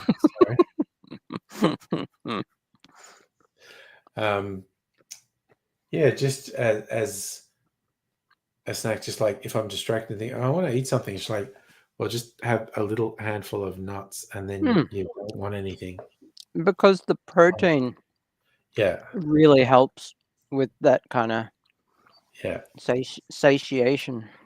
Yeah, and just the hit of having some. I get salted nuts. Mrs. Angry tends to eat unsalted nuts. Fair enough. And I like the hit of the salt, quite honestly. Yeah. No, I get it. Safa's going there. Angry the nut.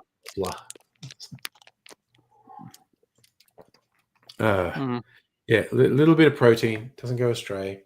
A little hit of salty protein. Yeah.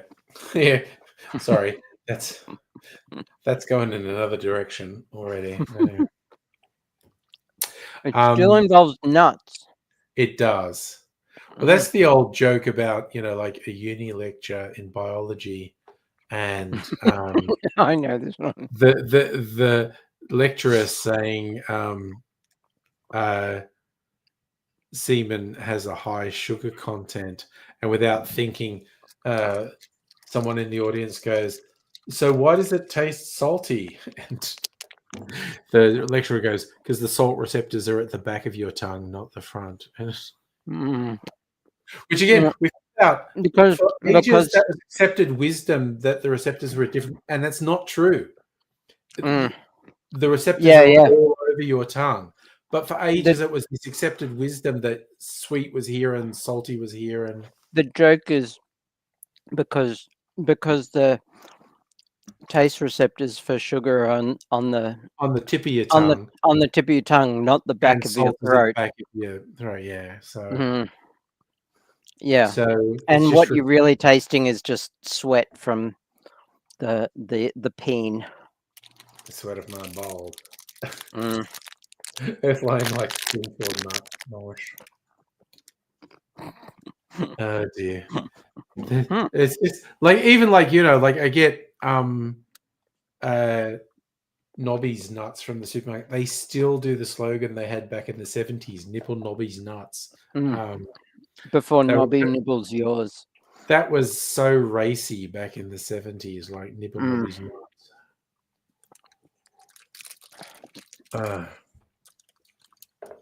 But oof is what we say to those sorts of things. It was what was interesting, because I'm always like just flicking through before I start to watch something I want to watch, switch on TV and be on the movie channels on Foxtel. Sometimes it's just like not even watching something at the start, just going like, I'm having lunch for half an hour or something, like, oh, is there something on that I just want to watch half an hour of? And I flick through and find it. But my other thing I do, because it defaults to a movie channel, and when I switch it on, a movie starts playing. It's a little game I play with myself, trying to guess what movie it is within 2 seconds. Mm-hmm. And Mrs. Angry just looks at me and goes, "Really?" And I went, "Yeah, like 9 times out of 10, I get it." Sometimes even with movies I haven't watched, I just see the people who's on screen and I go, "I know what movie that is." Yeah. I had a lecturer who, what did he teach? I don't remember. I think it was fluid mechanics. Yeah. He, during the break, because it was a 2-hour lecture, so like we'd have a break after an hour. Yeah. He would do a quiz where he would show, like he would have a really zoomed in picture from a scene in a movie. Yeah. And then slowly zoom out frame by And who could get it first? whoever quick. So whoever said the word quark first gets first guess, and if you guess wrong, you're out for that movie. Yeah. Okay. And if you win, he always brought little snacks, little fun size snacks. I only got one because everyone in the class were nerds. Yeah. So I only ever got one. Yeah. Well, Charlie and I did quite well with one of the web quizzes where it would literally, it's a single frame from a movie. Yeah, okay. And it's like, what movie is this? We actually did really well. We were getting like 3 out of 4. Okay. And Yeah, it'd just be like, I got mine on the first frame, and anytime someone does that, he's like, "Are you serious?" He picked them. He did it by hand. He did it. He picked them by hand to make them as obscure as possible. And he just, every time someone did that, he was flabbergasted. Yeah. Well, the reason I started talking about movies is because just yesterday, I saw a movie recently. Maybe even today. It was the old Tom Hanks, Denzel Washington movie, Philadelphia, where Tom Hanks is the lawyer who, it's in the 90s, and he's the lawyer who has AIDS, and he's suing his old law company for firing him because they just fired him because he was an icky gay guy who had AIDS. I haven't seen it. And Jesus Christ, just the mainstream homophobia in it. It's okay. God, okay, as recently as the 90s, that was just completely acceptable. Just truly awful. Well, I mean, yeah. And all throughout the noughties, it was the same with transphobia. Yeah. And Jesus, there are some people trying to make it that way again. Yeah. Hey, Pat, how you doing? Tell me about it. Oh, good. Good. But yeah, it was, so like Philadelphia is a 90s movie. Yeah. God, it was jarring. It was just like, holy shit. And because the interesting thing is, Denzel Washington is like an ambulance chaser lawyer. He'll represent people for really stupid shit. And initially, he doesn't want to represent Tom Hanks in his discrimination lawsuit. Despite the fact it's super obviously discrimination, just because, AIDS, icky, yeah. Icky. Pat, you got bad bandwidth in the shed or something. Your picture cut out, but your audio's still there. If you hear any screams or muffled gunshots, that made me think of the Billy Crystal Robert De Niro movie, Analyze This, where at one point Billy Crystal says to Robert De Niro, "No one ever says no to you, do they?" And he goes, "Oh yeah, a lot, but it's usually like, oh no, please no." I think that's the noises we're going to Pat with audio only. So I went and saw Lesbian Space Princess. Oh, okay. An animated Australian movie. made for the Melbourne Queer Film Festival, Okay. and Was it good? it was damn funny. It was so Okay. good. The antagonists were voiced by the 3 guys from Auntie Donna, Oh my god. Okay. and they were playing straight white Malians. Straight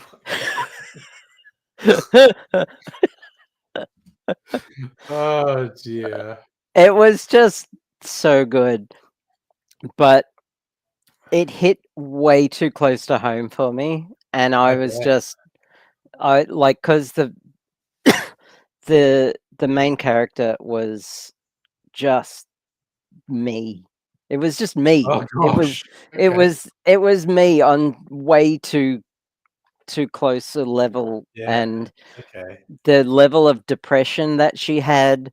and the level of loneliness that she had, and all of that just was. It's like they would.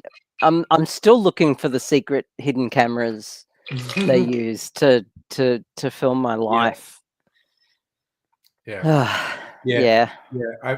I've had similar things at various points when someone starts explaining various things. I'm going like, "Have you been hacking my emails?" Yeah. Yeah. You know, just call me out directly next time. Yeah. Hell. So so yeah, it hit a bit close to home, but Yeah, I get it. yeah, but Ugh. it was a great movie. Alright. You have to go see it at like Nova or like Yeah, an art house theater or something like Yeah. that. Yeah. Oh well, there's one which I haven't watched, but I've heard good things about. You get like watch on What else Charlie's did I Plex. see? Love Lies Bleeding, lesbian Oh, wrestler. that is on my list to watch.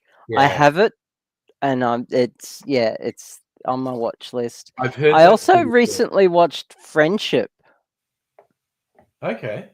It's got Paul Rudd and Oh yeah, the guy who yeah, does the really off the wall comedy stuff. yeah. Damn, that was fucking funny. That guy's It was unhinged. yeah, He's it was him the whole movie. Paul yeah. Rudd was not playing a comedian. He No, was not he was the straight guy. straight Yeah. guy. Yeah. Yeah.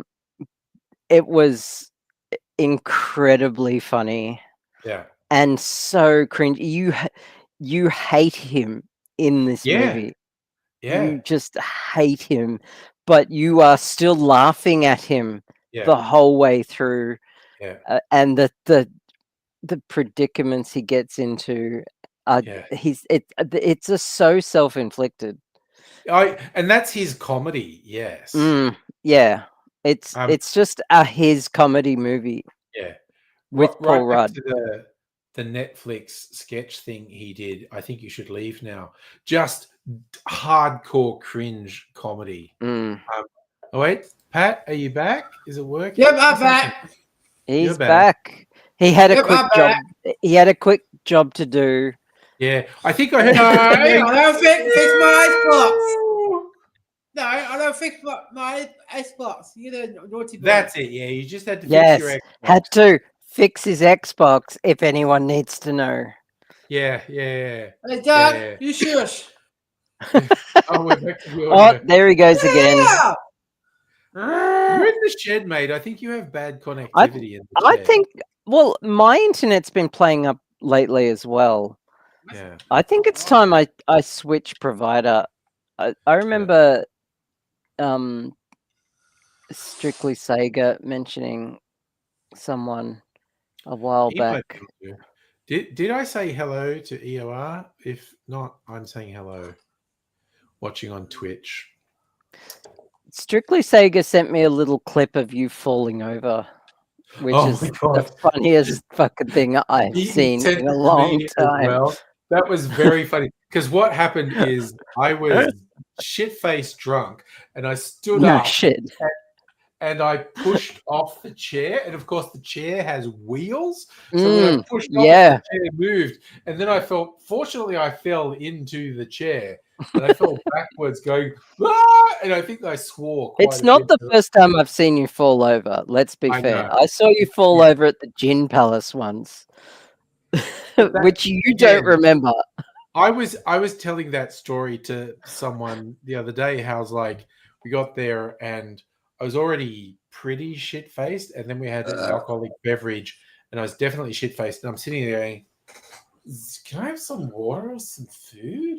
And the staff were incredibly relieved that I didn't ask for more alcohol. But that's Yeah, they what we got really were. we got the cheese platter that was so good. We now refer to it Oh, as the cheese palace. yes. But I remember that particular night.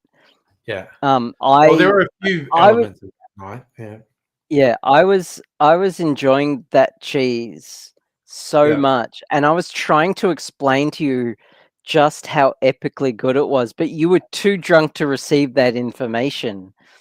I was And then pretty the next, because you started off with a martini, and so Did you get a martini? the next time we went, we got the cheese platter, and then you just wholeheartedly agreed, because it Yeah. is true that brie was truly ambrosia. It was the Yeah. food of the gods. Yeah. The weekend I just had away with Miss Angry. She was looking at me. She goes, "I found a place who seems to sell exotic cheeses," and so we went in there. And we love when we get good cheese vendors. We get like a hard cheese, like some variation of cheddar, a soft cheese, and a blue cheese. And the soft cheese and the blue cheese were from the same local dairy. The soft cheese, they called it ale washed. So I think it was like, a soft cheese with a rind that they actually sat in beer. And those, and Okay. oh my God, I'm not a beer drinker, but this cheese was really good. Yeah. Okay. And Weird. the blue cheese was really good, but the cheddar we got was American, which is very unusual. But they were calling it bourbon cheddar, and the guy in the place explained to me how they make it. It's like a good quality cheddar, and they cover it in a cheesecloth, and they basically pour bourbon over the cheesecloth, and so it Oh just God. soaks into the cheese.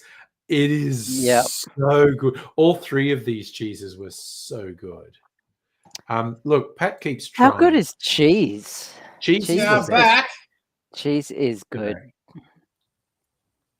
So what, EOL, what are you saying about Gin Palace? Yeah. Oh yeah, no. I think, oh God, as soon as we put Pat in, he disappears again.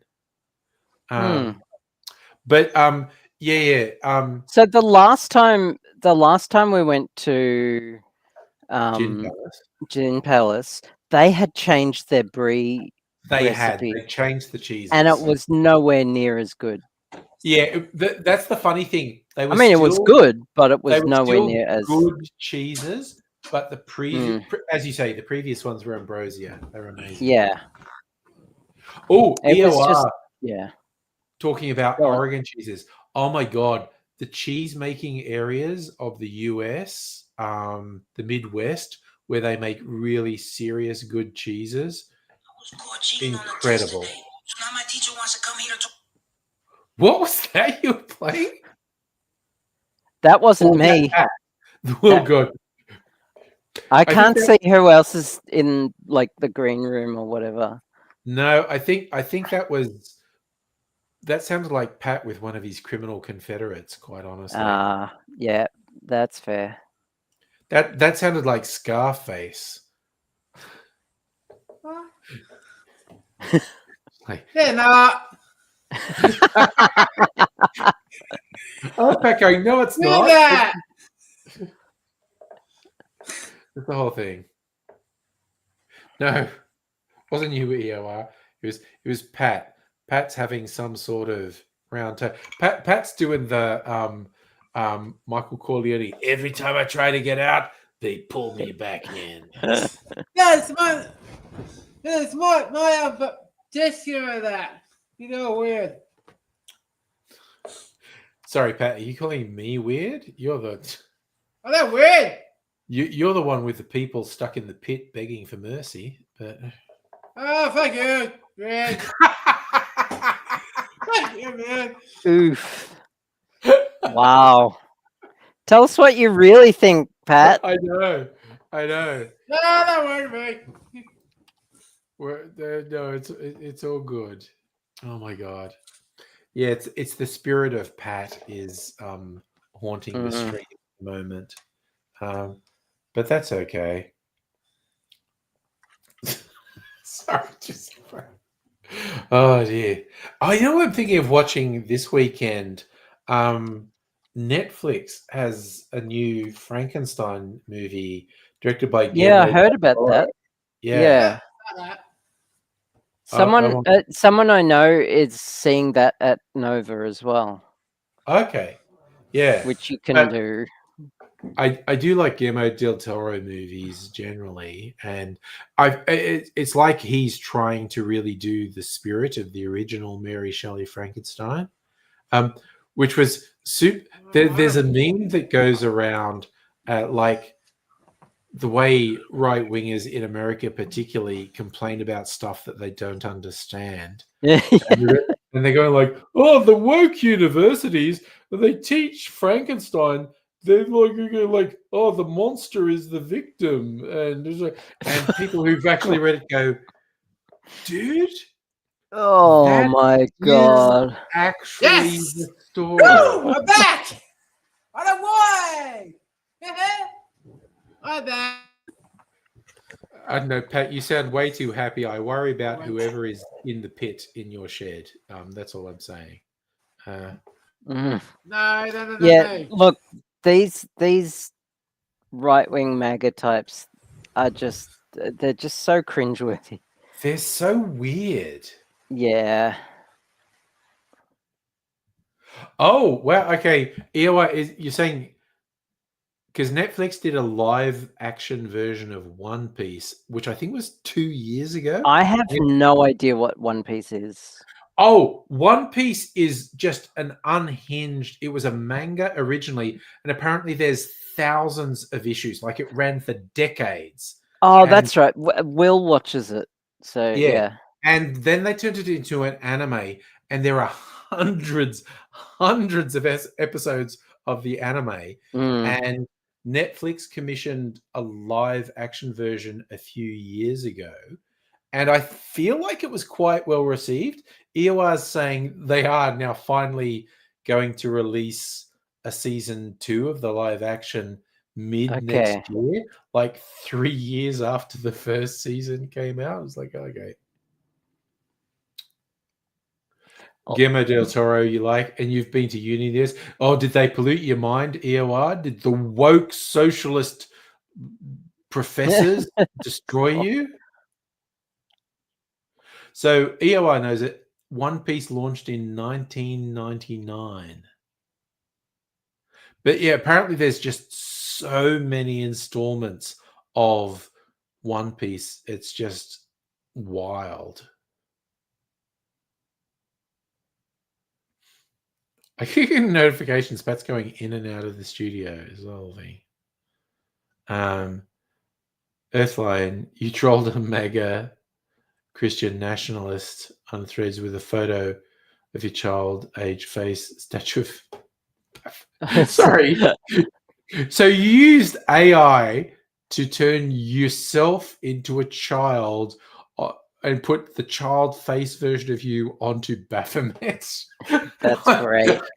What you should do is use the Baphomet plushie that Emma, what's her name? Emma something on YouTube. Oh, I know who you're talking about. Yeah. She has a Baphomet plushie that she sells. Yeah. So EOR is saying One Piece, both the anime and the manga, have over 1,000 installments.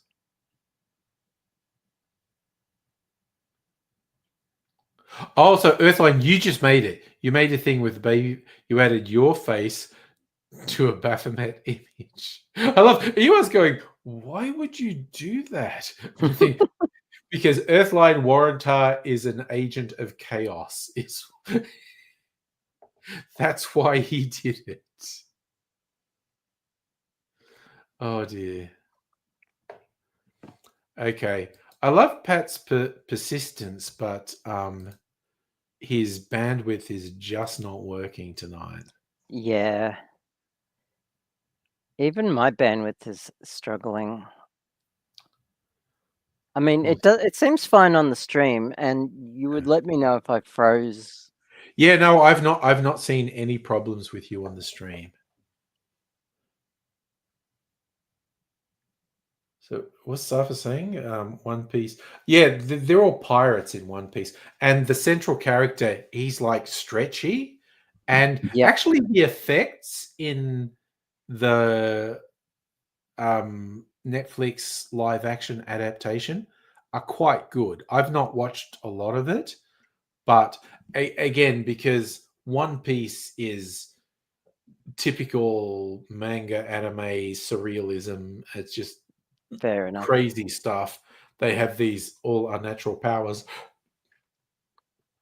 and the live action thing didn't think it's kind of a shame. Speaking of their action adaptations, oh god, what was the other one they did that only lasted one season, but I quite liked it? I don't know. My brain stopped working. Forget me.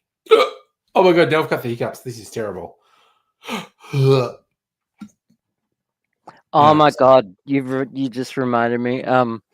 So I was at my art studio today, and it was hot today. It was hot and humid, so Yeah. I wore this singlet that I'm wearing, right? Yeah. It's like, Yeah. it's a really nice top. Worn it out before, and for some reason, lots of the guys at the studio, including one of the staff members, just wanted to chat with me all day. And it just was getting annoying. Yeah. And so I keep having to enforce boundaries and keep saying, Yeah. look, I really want to get to my painting Yeah. and You all need that. some space. Yeah. Yeah. But then one of the other staff members had the hiccups, and Right. she's a female staff member around my age, maybe slightly younger than me. Yeah.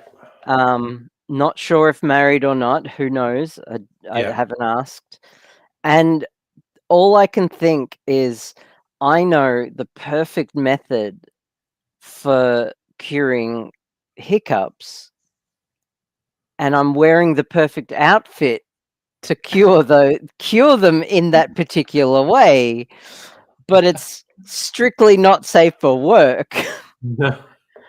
And she had the hiccups for like a solid 10 minutes, and all I'm thinking Yeah. is, don't do it. Don't do it. Don't do it. Don't do it. Every time I hear a hiccup, don't do it. Don't do it. Don't do it. No, don't do it. Don't do it. Unprofessional. Don't do it.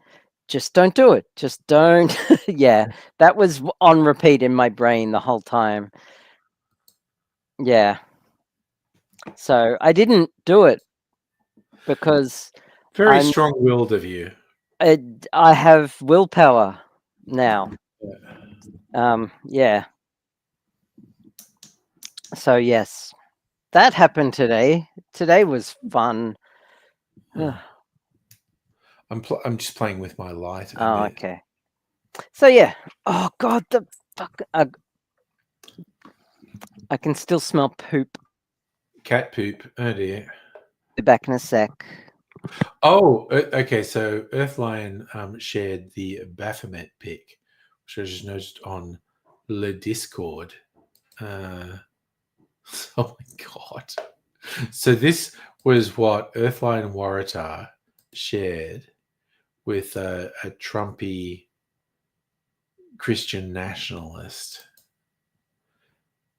And I can't say I am immensely surprised that they blocked you. I do like it though. I also love that you used the with the red eyes and everything. Oh my god, that's beautiful. Oh god, that's such a fucked up with the little boy and little girl worshipping Baphomet. Holy shit, that's funny. I like that quite a bit. My god. But I think that's Mrs. Angry going to bed.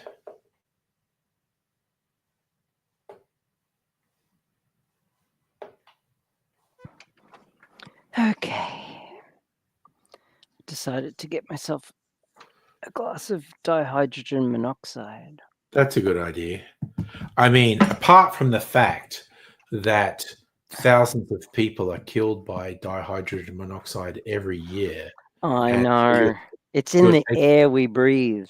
you're taking And a terrible risk. And it causes iron to oxidize. And It does. and it's in our water. If it causes iron to oxidize, what's it doing to your body? I know. But it is one of the classic ways to get people who are too woo-woo to say that to them. Yeah. And I know, I It's never full want to have It's full of oxygen chemicals. dihydride or whatever. Yeah. No, Yep. sorry. If I say scary words at you, you get scared. You need to be a bit more rational. So, Eeyore Explores, are you from the US? Yes, they are in the US. So in Australia, everyone gets swimming lessons. It's Yeah. like part of the curriculum. It's almost 100% of the population. Almost 100%. Yeah. Yeah, I'm not sure what it's like in the US, but yeah, it's literally part of the curriculum nationwide. And I will throw out, I was always shit at swimming, but I at least do know how to swim. Like, I'm definitely never going to win a swimming race. I used to do these things because I was so bad at it. We would be forced to do something at the school swimming carnival. It wasn't just the best swimmers competing. Everyone had to. And I would just be like, okay, I've got to do at least a 50-meter thing, which fucking sucks. And I always said that I didn't bring my swimming outfit. Yeah. I used to go to the other people. I'd say it would be really funny if we all went deliberately slow in this. And everyone would be, yeah, that would be funny. And then I would go as hard as I could and would still come last. Oh no. Because I was such a shit swimmer. Earthline's joining us. Hey. Hello. Hello. I'm all right. Since YouTube won't let me chat in your text thing. Oh, is it fucking up your chat? Oh, well, just literally come on and chat. Yeah, well, sometimes it works, sometimes it doesn't. It started doing it to me in the last couple of weeks in different live streams. So I don't know. Yeah. People randomly tell me stuff that YouTube's doing. I was like, I have no idea why YouTube is doing that to you. I just realized I had a hot mic in the game I'm playing. And I was like talking on the channel as well as probably confusing them terribly. Yeah, well, no one. I'm in a very isolated area of the game. Okay. The map of this game is absolutely massive. It's incredibly large. You could explore for years. That sounds like fun. I mean, that's again. I always come back to Red Dead Redemption 2. That's why I love that game, because there's so much to find in it. Yeah. And I still occasionally randomly stumble on something that I've never found in a previous one. And it's like, oh, this is fun. And you can find guides online like that show you where to find the most obscure stuff. But yeah. Holy shit. Oh, cool. So, Yeah, Eo, what are cool. you saying? You want a no clip? So I don't even know yeah. what that means. Yeah. There's a server that I admin on for Project Zomboid, and I literally have no clip powers, and it's amazeballs. Oh, No nice. clip, no clip and speed run. And you can just all the way across the map. Okay. I think I Okay. just... Random, almost completely unrelated thing. Often at the start of the day, I'll be watching Hassan Piker on Twitch because it's just kind of funny to have someone in America who's doing radical leftist politics. Hassan is just an awful person. Well, depends like how you're measuring it. I mean, did you see how he electrocuted his dog? That's not a real thing. It's a thing. Did you see the shock collar that he used? It's not a shock collar. It was vibration. It was a bullshit drama thing pushed by very non-serious people. Trust me, it's not real. Okay, I have to share with you. There's a streamer I watch. His name is Westside Tyler, and he has gone into length on how awful he's a bit left wing. He's mainly left wing. Former US Marine, no bullshit kind of streamer, and he just calls out like awful left wing people as well as awful right wing people, and he's exposed, like, he's a former journalist as well, and he's like called out Vosh for his like pedophilia porn that he had on his computer.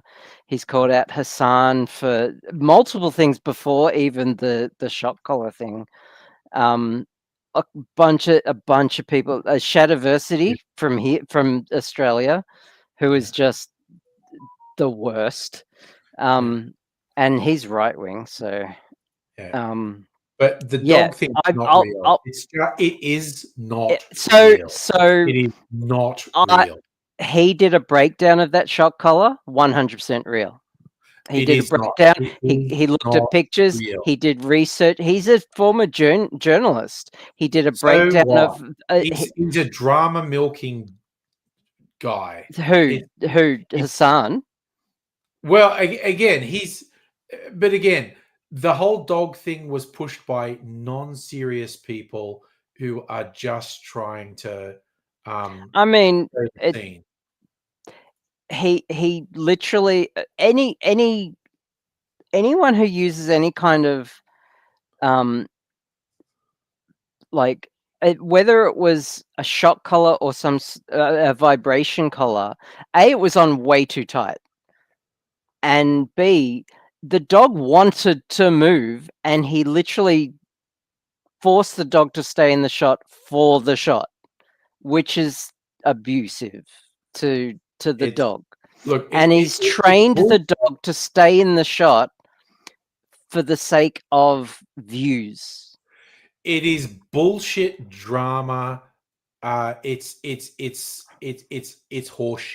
It's absolute horseshit. I'll send you this video that he put out, and you can judge for yourself. You can put stuff selectively as much as you like. It's not selective. This guy, using his, like, he had a career as a journalist, and he used his skills to dig up the proof that it was a shock collar, and not just a shock collar, but an actual like strong shock collar. Like, I'm not making this shit up, and I wouldn't say You're this not making flippantly. this shit up, but a whole He's bunch of not making it up. a whole bunch of non-serious people trying to create drama. Okay, but I don't know why beyond you're any- taking it so personally. Like, I'm not taking it personally. I'm just saying this is being pushed by very non-serious pieces of shit. I have Okay. no familiarity whatsoever with the person. Okay. You're talking about, so I'm not Well- passing judgment on them. sure. I'm saying this was latched onto by people who are fucking garbage, absolute Probably. fucking filth. Yeah, I have no idea who these people are. This is the only streamer I watch apart from news channels. And they don't even talk about Hassan. I don't watch him personally, but I watch yeah, him like, sometimes because it's just interesting to see someone in America pushing fairly radical left politics. if you're interested, I can send you a link to the video. Yeah, if you're by all means. By all okay, means. sure. Because I know you're a few drinks in, and sometimes it's hard to get through. No, But but I think he brings the receipts. He brings the proof. He does a whole breakdown of the video, of the collar, of he does his journalism shit, like works his voodoo. Also, I'm just going to throw in It was pretty convincing. This is a personal bias of me. Journalist is not a label that means Well, he's an this person is trustworthy. independent journalist. I trust independent journalism. I don't trust like far right or left wing journalists. Yeah. But I trust independent journalists. You have to. Like, who else can you trust? You go out and do it yourself? You have to trust someone to be informed.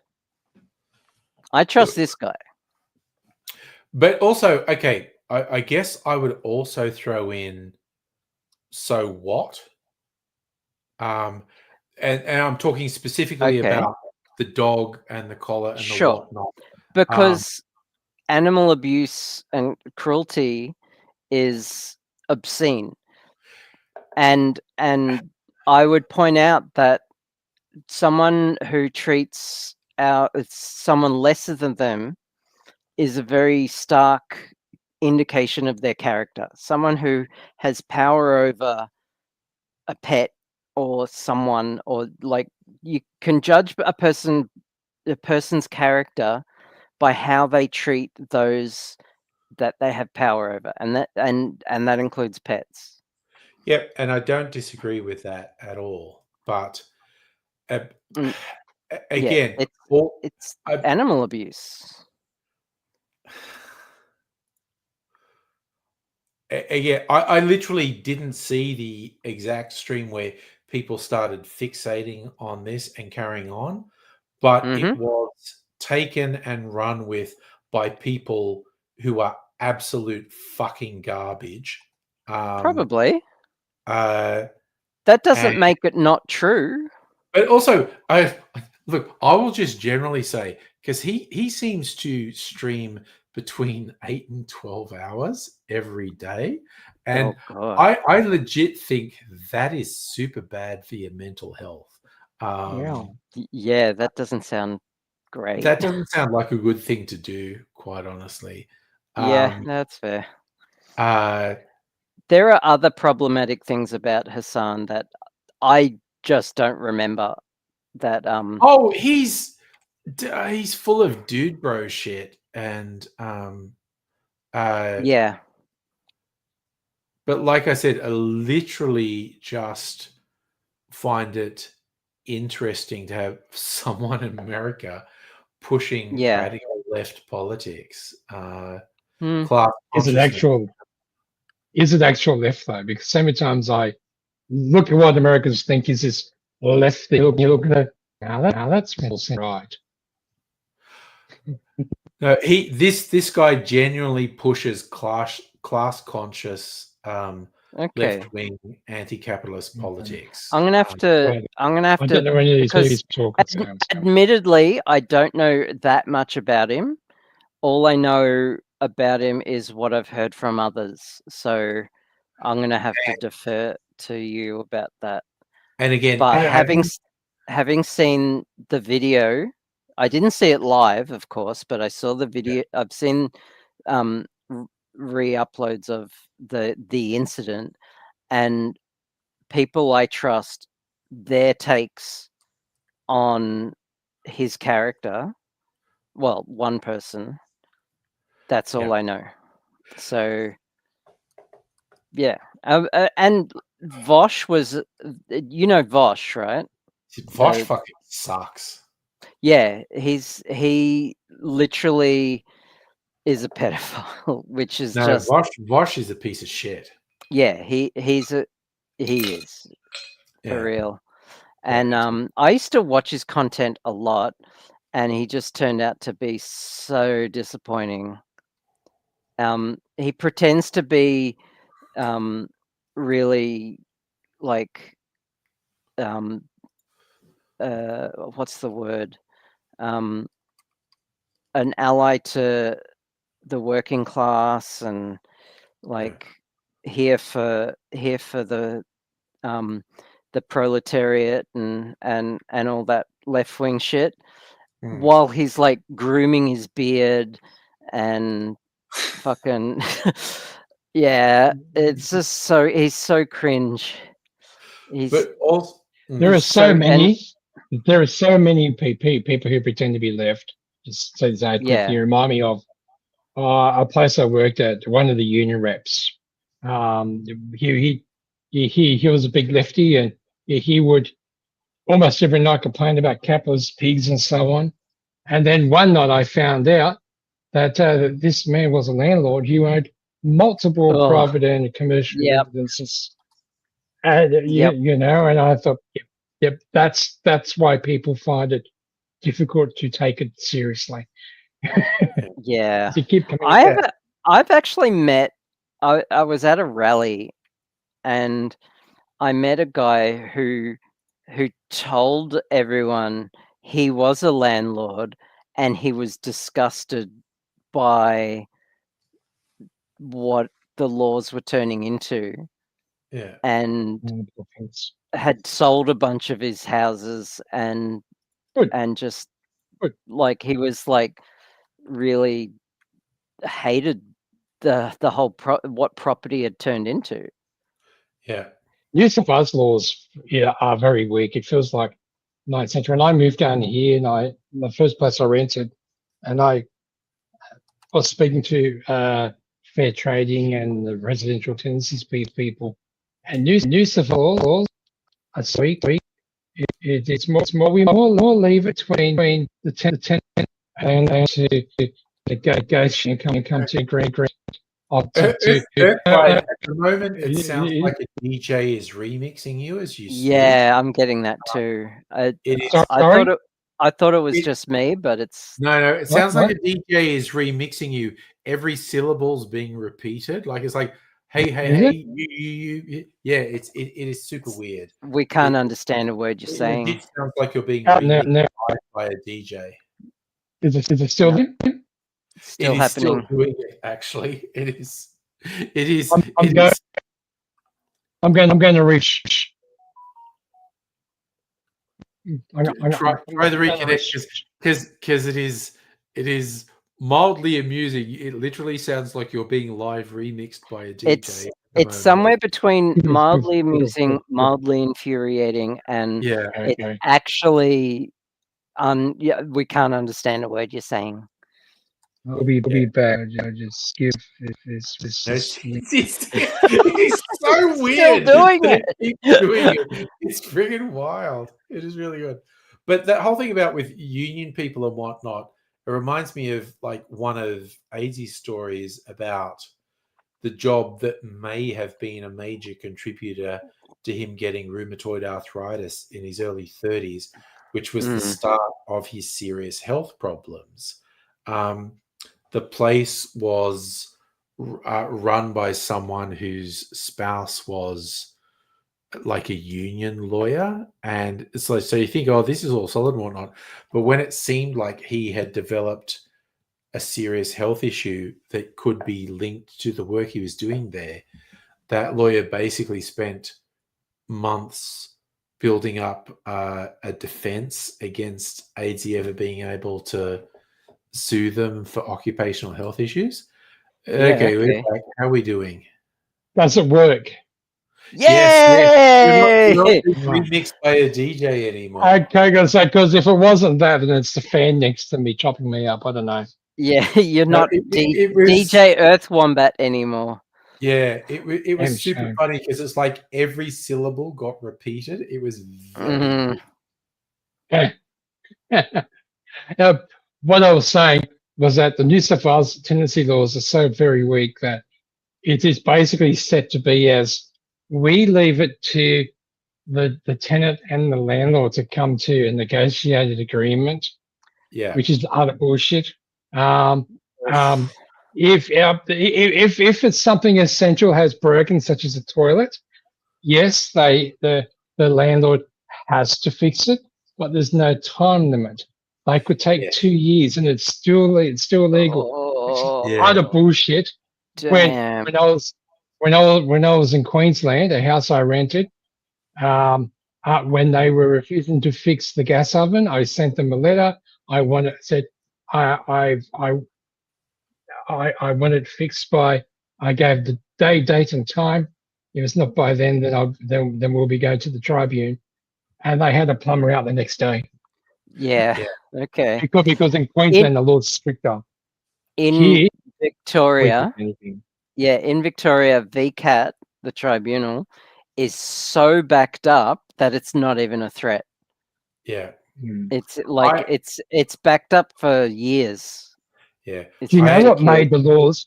Do you know what made the laws tougher in Queensland? When I was living in Rockhampton, the state member for Rockhampton at the time, Robert Schwarten, I think Peter Beattie was the premier, and Robert Schwarten met Rockhampton. He was the minister responsible for this housing stuff, and he would go to the real estate companies, saying, "Look, can you stop behaving this way and do this instead, such as no more rent auctioning, don't do this, don't do that." And then and like, for example, Harcourts publicly told Schwarten to go and get fucked. Robert, no, the sort of person he was, by the end of that month, the laws were tightened.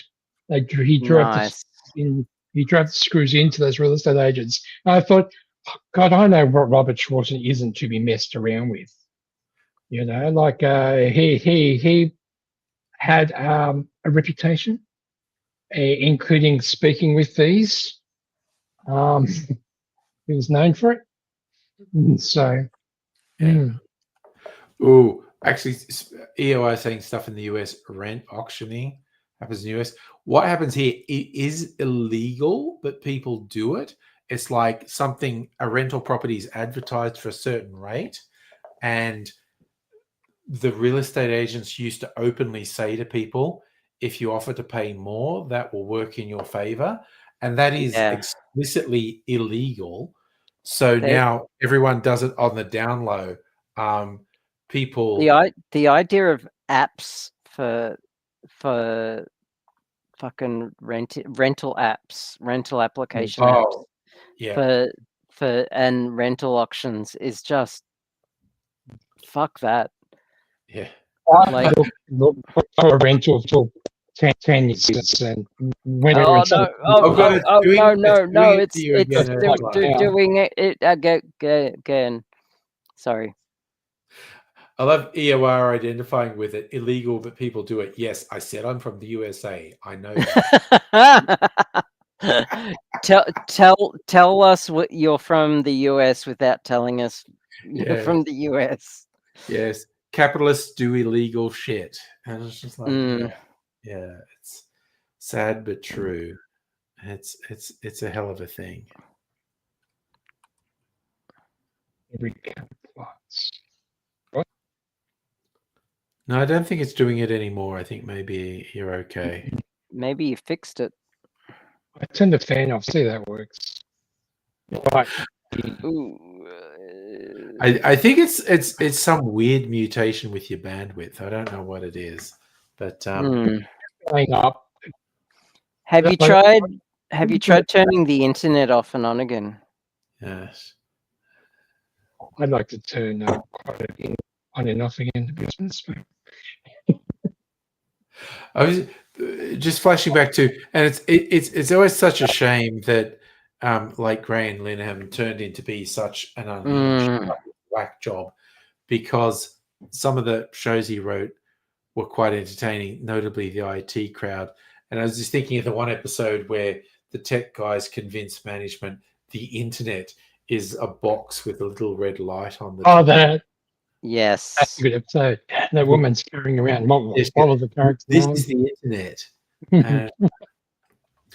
But yeah, it's like, it probably shouldn't be satisfying to me, but it's like Graham Lennon has alienated virtually everyone he's ever worked with, and everyone's just super embarrassed by him now. And it's just like, dude, you're such a piece of shit. Why can you not stop being such a piece of shit? Yeah, he just like keeps doubling and tripling down. Like, even there's a fascinating thing I read at one point. Like, he latched onto some mothers group in the UK, and they were kind of old school feminists who weren't very on board with trans women. But Graham Lennon was jumping in on their discussion group, being super forceful. And it got to the stage where the women in it, who, again, weren't very good with trans women, but they're going like, does anyone notice there's a man in here telling us what to think? And he's pretty goddamn obnoxious. Can we Yeah. kick him from the group? And it's like, he's so obnoxious, he alienated himself from TERFs. mothers group who were basically TERFs. Oh, But they were like, wow. no, that guy's fucked. Can we kick him out? Yeah. Oh, did I tell you about my TERF experience recently? It was a couple of weeks ago. Tell me about it. There's a cafe that I frequent a couple of times a week, and there's this group of lesbians, like middle-aged and up, that sometimes go there. Yeah. And they often wear turfy paraphernalia. Right. And when they hadn't been in ages, apparently. And when I saw them for the first time, I was like, what the fuck? And I stood up, and I just, like, they were getting out of this little car like fucking clowns, coming out of a tiny little clown car. And I just stood up and folded my arms and just like stared at them as they were walking past. Like, what the fuck? Is this a fucking TERF cafe now? Oh God. Yeah, so I spoke to the barista, who I'm very friendly with, and she was like, oh, I know about the TERFs. Oh, no. They come in sometimes, not very often. Yeah. And I just like, if they come back, and then this is in real time. If they come back, no, wait. If could you have a word to the manager of the owner that I have a seriously worded complaint about the level of TERFs in their establishment, because it is making this very unfriendly. Too many. And then and then I relayed the anecdote of the Nazi bar. Yes. You know the one. Yeah. And then they got moved to a back room which Yeah. that was fine with them because they were all in this room, but it was right near the bathrooms. So I made a point of visibly and loudly going to the ladies' room Yeah. right next to them. And I hope they fucking saw it, Yeah. but I haven't seen them back since. So, Ugh, that's nasty. but I will confront them if I see them. Good. I am Good. not afraid of fucking turfs. Yeah. All right. I think EOR's retire. I was going to say it's not nighttime because it's morning where EOR is, and Juzzy's showing us. Where are you? Euroa? You were saying Juzzy is like. Yeah, I'm in Euroa. Yeah. Yeah, I just went into McDonald's and got a coffee because I'm like, yeah, I think yeah, it's a long drive, and Yeah. just want to take plenty of rest. Yeah. Yeah. No, you've got to take appropriate breaks on a drive like that at night. Definitely. Mm-hmm. Yeah. That's a hell of a thing. Okay. God, Dr. Abigail, I was going to say that you're frozen, but you're not frozen anymore, so that's good. I was just being so still that yes, I was you were very still and perceptibly. focused. Yeah, I was trying to be so still that I became invisible. Yeah. Sorry, that just made me think of Dave Bautista in Guardians of the Galaxy. That's where I stole it from. Yeah. I love him. He's so good because he's like such an ally to everyone. And I read an interview with him when he did the first Guardians movie. He was very freaked out and scared by it. And he goes, I don't know how to be funny. And people said, don't try to be funny. Just to deliver all of the lines really straight. Like you mean everything you say. Yep. And so, yes, Dave Bautista, without realizing it, is being the autistic alien. And it was just like... yeah. And what's his name from The Office had the same dilemma. What's his name? Who has gone on to marry that British lady? Fuck names. I haven't watched The Office that much, so I don't know. Oh, okay. He directed and starred in A Quiet Place. Oh, yeah. He, I know what you mean. Yeah, when he started on The Office, had basically the same conversation. It's like, oh, how do I be funny? And they said, just don't try to be funny. Just play it deadpan. Play it straight. Believe every line you say. Yeah, and it freaking worked. His lines are the funniest fucking shit I've ever seen. Yeah. And he delivers them all really straight. Yeah. Yeah, and then he went on to be an action movie guy. Yeah, how weird is that? And he's a really good director. What I really like about A Quiet Place is that he didn't make it to be a horror movie. He made it to be a family movie with horror elements. Yeah, the suspense a family suspense movie with horror elements, which is also just brilliant. Like he is that the zombie thing or based on it's alien invasion, and they track people by sound, which is why it's called A Quiet Place. You can only survive if you're very quiet. Yeah. Oh, I think I've seen one or two of those. They have to be very quiet. There is a woman, she steps on a nail or something.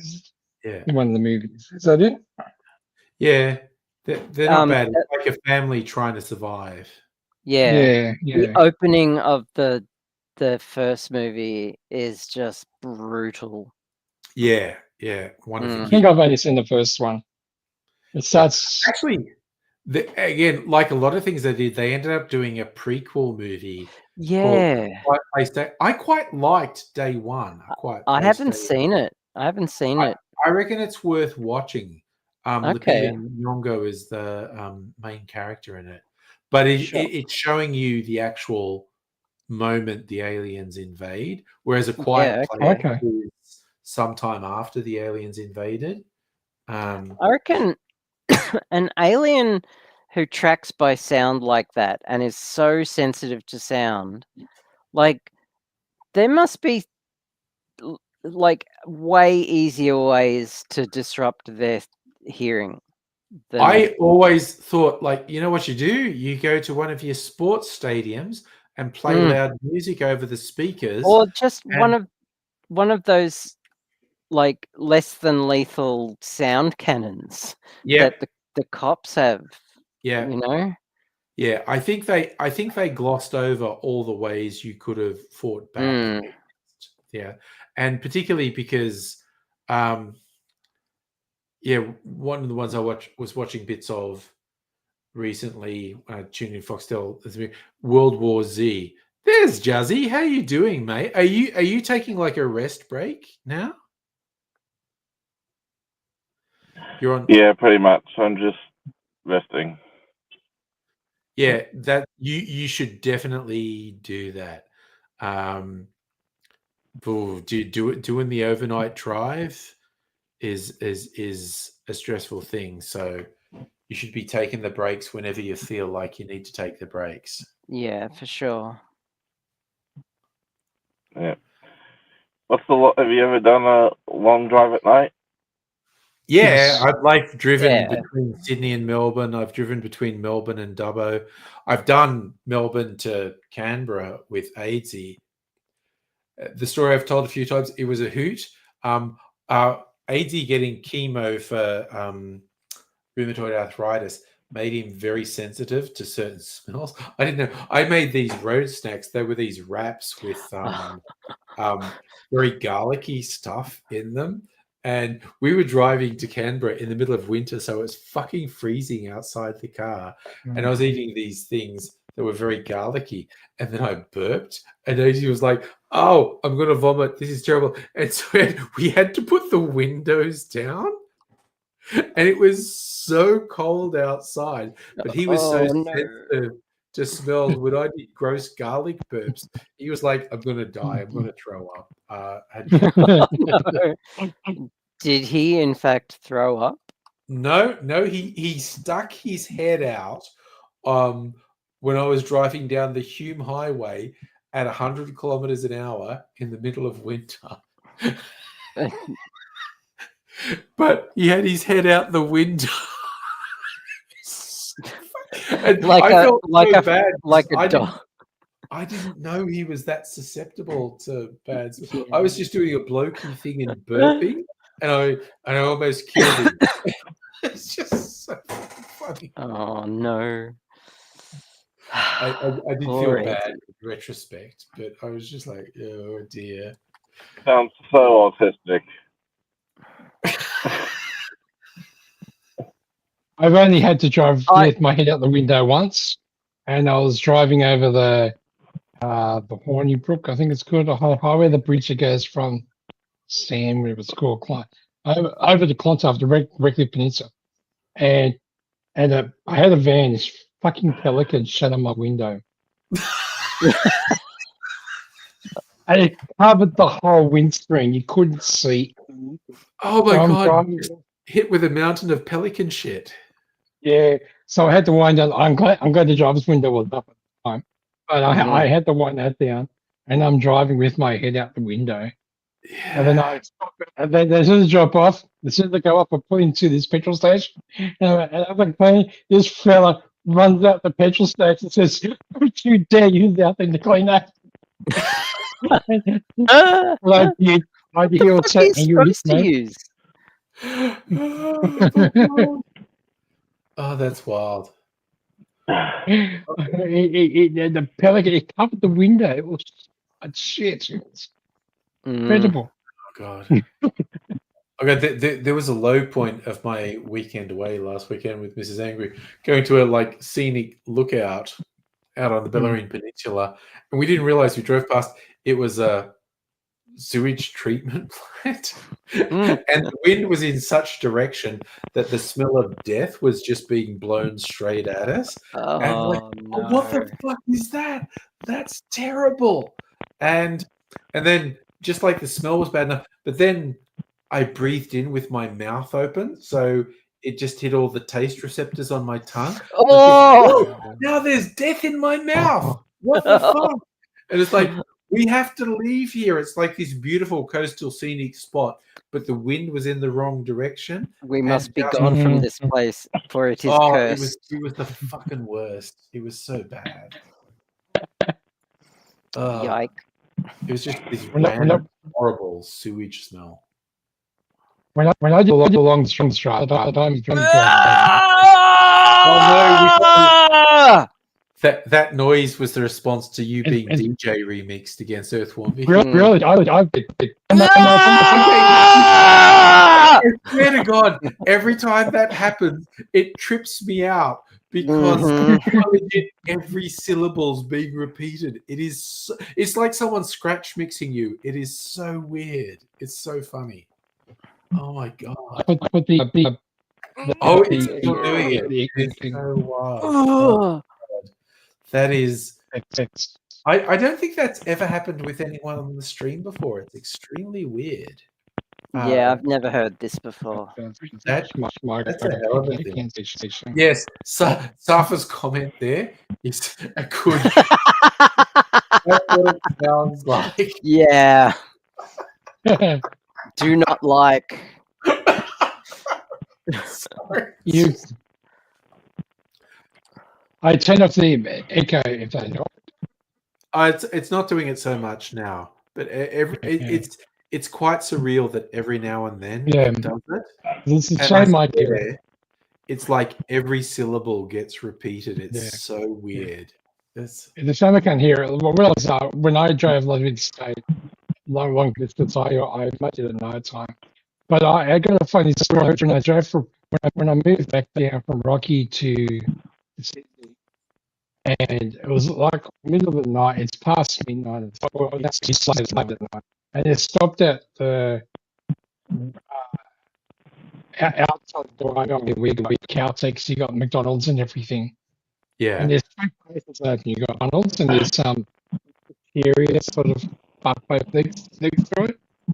And I have my two elders with me. And we bought something in the place next to us. But McDonald's absolutely full of cops. Yeah, I mean- McDonald's is always full of cops. Yeah. And I made a comment about it and not go down too well. As you can see the cops looking at, but with very answer faces. Can't remember what it was said. And then that, and then what I said when we got up to leave, the cops will get up. We got on the couple parts on the plane of the car, and they're all taking. So I thought, right, yeah, I'll upset them. I set the speed control, the cruise control on numbers below the limit. So when I go past the hide, I'm going the limit. Okay, now you're I breaking didn't up. catch any of that. You're breaking Sorry. up in a different way now. Yeah. What's going on? We're not quite getting anything from you, but that's a whole. All right, I think yeah, he's going with the switch it off, switch it back on, which is often the best solution. Again, was that coffee you were having there, Jazzy? Yeah, McDonald's coffee. Ah, breakfast of champions. That's It's 11 p.m. at night. But I think having a coffee is a good idea, actually, if you're driving like that. Oh yeah, Like this. yeah. Stay alert. you can't go wrong. Just any caffeine. I did it once. I was having to drive between Sydney and Melbourne, and I had like a handful of no-dose tablets, like way too many no-dose tablets. No. And then I was drinking Jolt Cola as I was driving. And Oh, about the halfway point, I thought, oh, I'm both losing consciousness and hyper awake. Pull into this truck stop. And then I was just like laying down across the back seat of this car, shivering. It's just like, I'm very tired, but also suffering from hypertension. mhm. It was like, okay, that was a bad idea. It was considering at this moment he realized he'd fucked up. there is such a Yeah. thing as too much caffeine. Yeah. Ask me how I know that. Yeah, it really is. Ask me about the time I did a 24-hour movie marathon after not sleeping the day before as well Oh, good God. and consuming 11 liters of Jolt Cola over that entire 48-hour period. Oh, my God. Yeah, no, that's all bad. You're only 19 months, right? Yeah. Yeah. I Yeah. remember being in The past, work. the past few weeks, it's insane. Oh, The you're past breaking up. couple of weeks have been insane. Cause, am I? Yeah. Oh, no, Well, try the past, again. You I'm said just good, trying man. to say the past few weeks have been insane. It's been like last week I drove down to look for a house. Then I Yeah. found a house. Then I drove back to Canberra. Then I had to drive back again on Thursday to pick up the keys today. And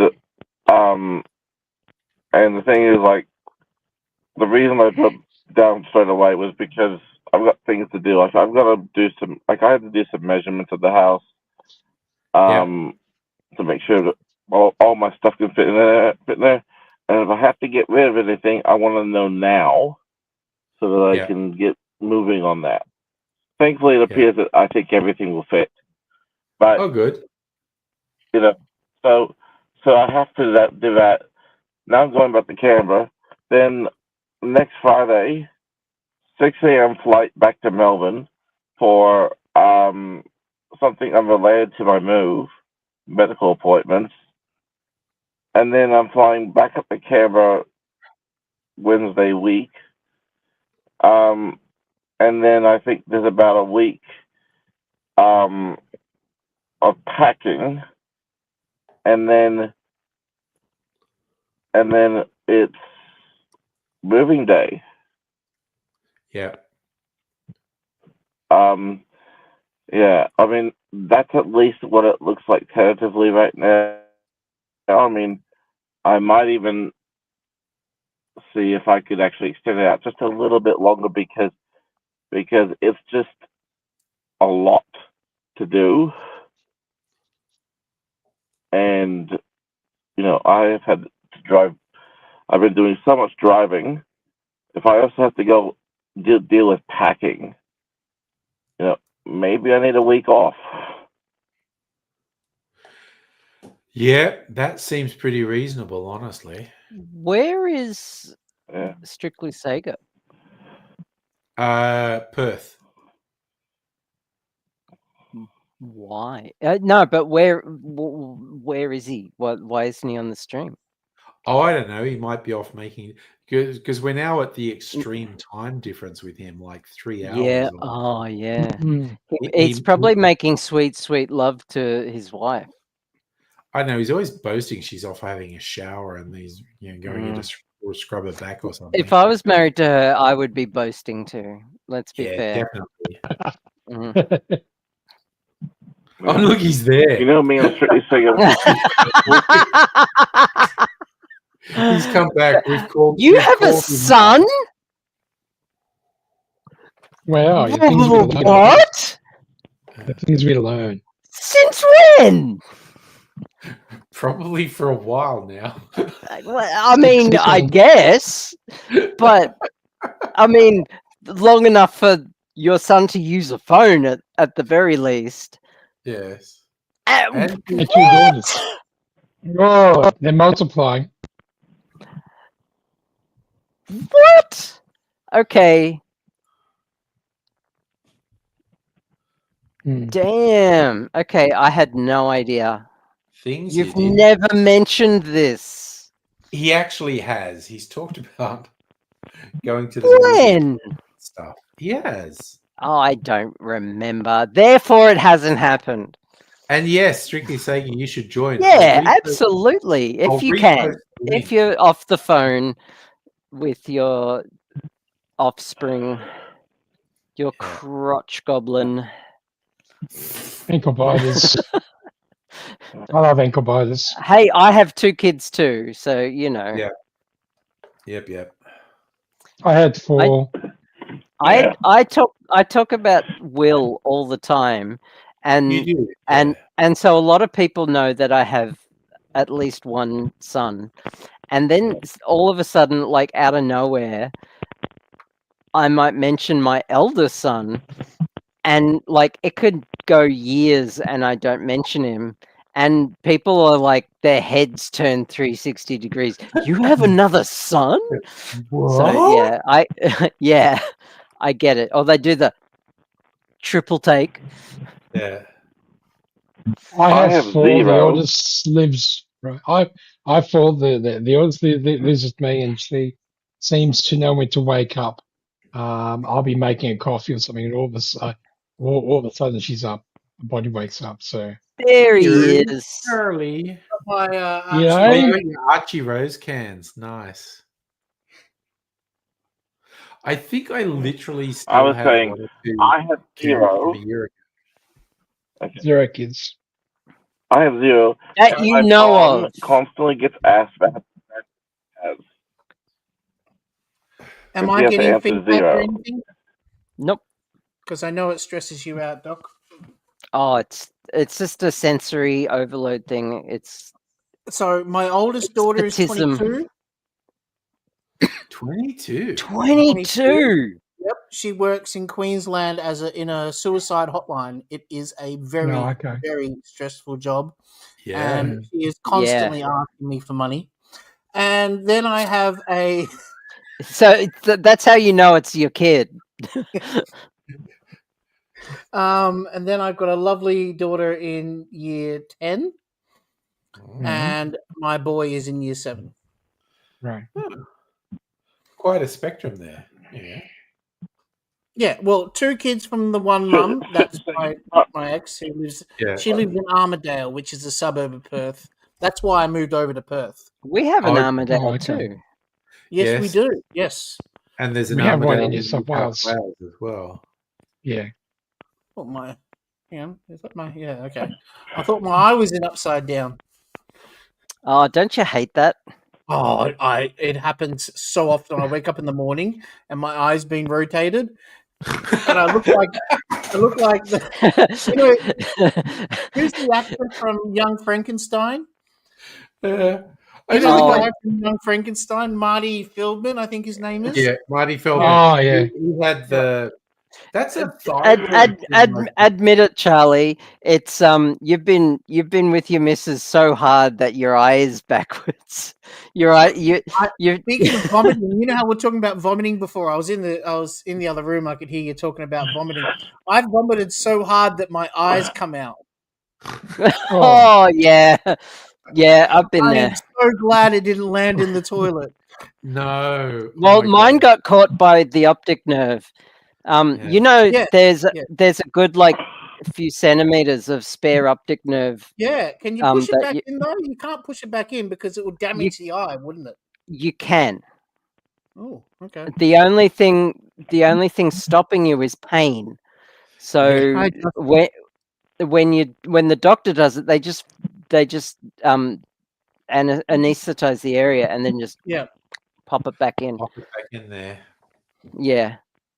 Which leads me to believe, like, if you've got enough slack, it'll like dangle down here, right? And you Yeah, can like- hold it. Sometimes they get you to hold your own eyeball while they flush out the socket. And what would happen if you had both of them out and face them to each other? What would you see? You would probably just see a giant eyeball. Yeah. Because the brain would reconstruct that image as one image. Wow. Yeah. Yeah. The big question of what your brain would interpret the signals as. Mm. I'm going to sign off and just rest for a bit. Yeah. Good call. Good call. And Drowsy drivers die. And then have a good nap.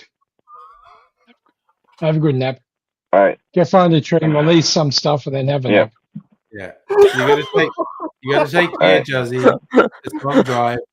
Look after yourself. I hope you meant have a piss then. Yeah. Also, we're all terrible. Drowsy drivers die. That's an ad here. That's a TAC ad. Yeah. But don't go putting that thought in his head when he's driving till 3 a.m. in the morning. But that's the exact thought you want in your head. Right. Drowsy drivers die. Got to be real conscious of it. Yeah.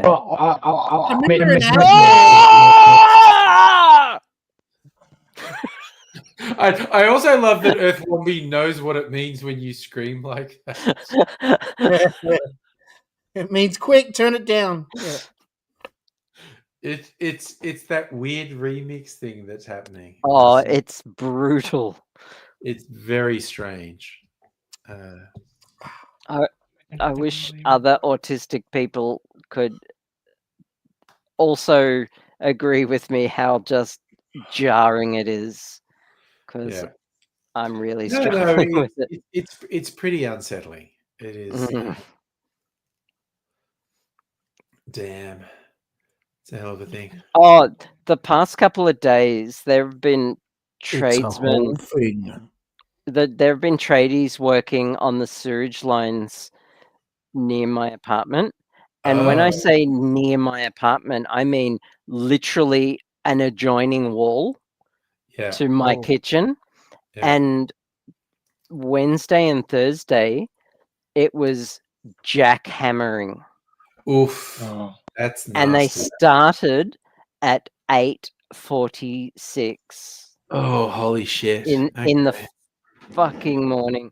I took a video. I recorded like a minute of video of it. It was just I mean I was going out anyway, but that's not the point. You know. Yeah, that's intense.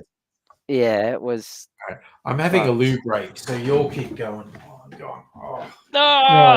No. Someone help me out here. Hi. I'm not here. Okay. Can't see me. Okay. Just gonna. Instead, now you look like Robert Smith, or that goth kid from South Park. Yeah. Robert Smith. Oh yeah, the goth kid. How about now? Yep. That's better. Good. That's good. It's weird because you use headphones, so it really shouldn't be feedbacking. It's the first time I've experienced this. Yeah, I've never heard you glitch like that. It's probably. I'm using speakers. I'm lazy. I use speakers. And really but for some reason you've got good echo detection. Yep. Sometimes when I use speakers, it doesn't filter out my voice. So you taught me to have this because you taught me that I should use this OBS Studio thing. Yep. And ever since I used OBS Studio, everything has just gone like I got 3 modes, whether it's capture, like a screen capture, or using the card that brings stuff in so I can play PlayStation on the computer, or if it's just camera mode, and it's on camera mode at the moment, which means everything's in reverse. Sure. So if I point at you, it's there. You're there, right? Is that what I'm doing on the screen to you? Yes. Yes, that is. So which way am I pointing now? Who? You're pointing at me. Right. Okay. Oh! You got the echo again. Didn't work either. You should try installing OBS Studio. It's a great little program that can really help you when you're streaming live. You know. No, I don't stream. Just jump on. See, the thing is, I haven't got the credentials to pass on that kind of information like Dr. Abigail does. You know? I don't run Linux for starters. Linux is going really well for me too. Yeah, I know, right? You made me eat my bloody words, mate. Like, no I was looking like, back. "What, you won't last fucking 6 months. weeks." 6 months, you'll be back to Windows. Well, we haven't No hit way. 6 months yet, I suppose. So No, we're getting close. We're getting close, but absolutely no sign of going back to Windows whatsoever. Because sorry, we're Linux geeking out while you're gone. You know, we can Linux bring out is the old video game geek. Linux is running flawlessly for me. It's a dream. It couldn't be better. Which distro, Funky Abigail? Mint. There you go. It's Mint. So, Mint. That was Heine asking that, yes. Oh, okay. Yes, Linux Mint. And I've upgraded upgraded the kernel myself. So it's using a non-standard, because the kernel that comes with the distro is the safe kernel. So it's like a few versions behind. But I use the beta, basically like the a few versions ahead, just because more features. Sometimes Back in the era of the PlayStation 4, I had a not PlayStation, Pentium 4. So we're at like 3 gigahertz at that point. We just hit 3 gigahertz. Yep. Okay, so I had a computer next to my bed that was a 350 megahertz computer with only like 8 gig of RAM in it or something like that. It wasn't much, Not even that. No, it wasn't even gig. It was megabytes back then. 256 megabytes. Sorry, yeah. Yep. Right, had to rewind and reconnect the jots there on that one, and it ran Red Hat because Windows ran like shit on it. Yep. So, and it's funny looking back. Like I would wake up in the morning, and I would sit there and doom scroll, and this was in 2006. Like, but instead of a phone, because our phones couldn't do that shit back then, we had button phones still back then. Yep. Phones or whatever you had, So instead, I'm lying in bed with a 350 megahertz Pentium, like on this desk next to my bed, and just lying in bed with a mouse on my stomach, just doom scrolling. Geez. Yeah, it's funny, like it's just because that's what everybody seems to do nowadays. Like they wake up, they grab their phone, they see what happened in the world while we're sleeping. So and there was Newgrounds. Do you remember Newgrounds? It was a website that was around back then. Yes. Newgrounds had games and animations and whatnot. There was sort of like like jokes of the day and stupid pictures that would be memes, what we call now memes. I didn't hear the word memes until like 2012. It was coined in the 70s by Richard Dawkins. Was it Richard Dawkins? And it was to describe an idea that spreads like a virus, a mimetic virus. And he it had nothing to. Yeah, it has nothing to do with that internet mutated memes. into jokes that people share on the internet. Yeah. I mean, it's what they are, but it's way broader than that. Yeah. He uses the concept of imagine a neighborhood and everyone's got the same color house, and then one person paints their house a different color and everyone's like, oh wow, that's a really cool concept, and then they paint their house that color and that color spreads throughout the neighborhood. That's a meme. Oh. Yeah. Intel Pentium, yes. So to answer Heine's question, drivers in Linux are now treated as packages that get plugged into the kernel, so you can update drivers on the fly without having to restart. Although I do recommend restarting as often as you can. But you can theoretically update your drivers. It just installs this new package into the kernel. Oh yeah, and Linux cool. had that thing in it. You could type uptime or something like that into it, and it would show how many days it's been on without a reboot. And we always used to try and outdo each other on how long the uptime was. You know? Yeah. Okay. Like 16 days without a reboot. My computer's like, what are you doing? You know. Yes. I used to leave my Windows OS without rebooting on Windows 10 for months. I can only imagine how fucked it was. Yes.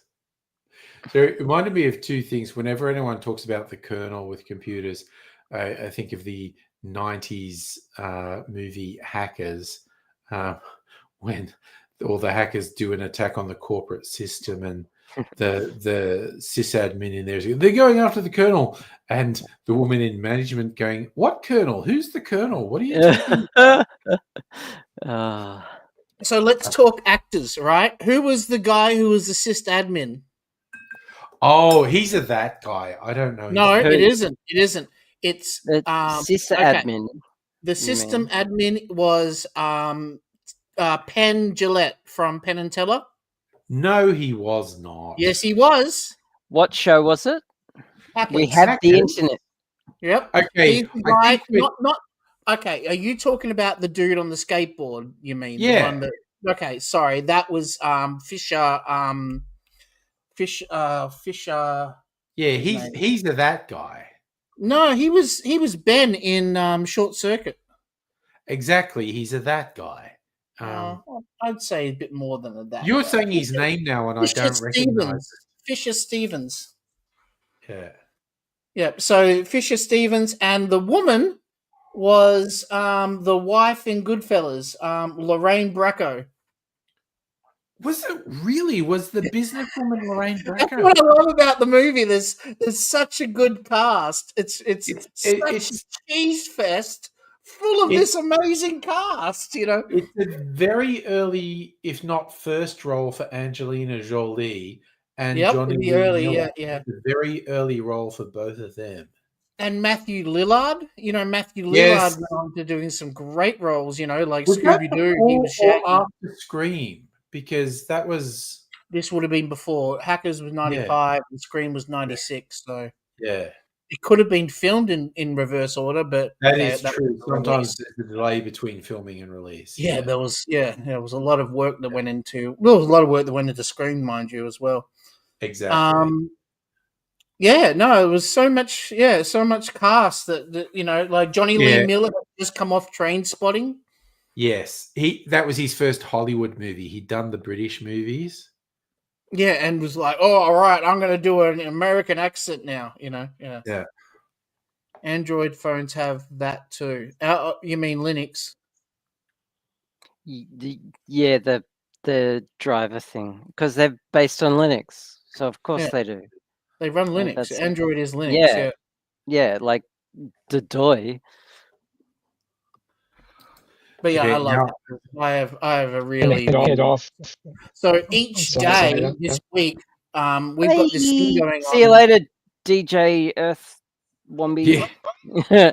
You Wombat, you're heading off, are you? Having technical problems. Oh, okay. Well, I'm going to move over so I'm in the camera. There we go. Abigail, you're out of focus. No, just doing that. So doing it on purpose so no one looks at my cleavage. Then why have it if you don't want Ooh, matron. Oh, did you hear my anecdote?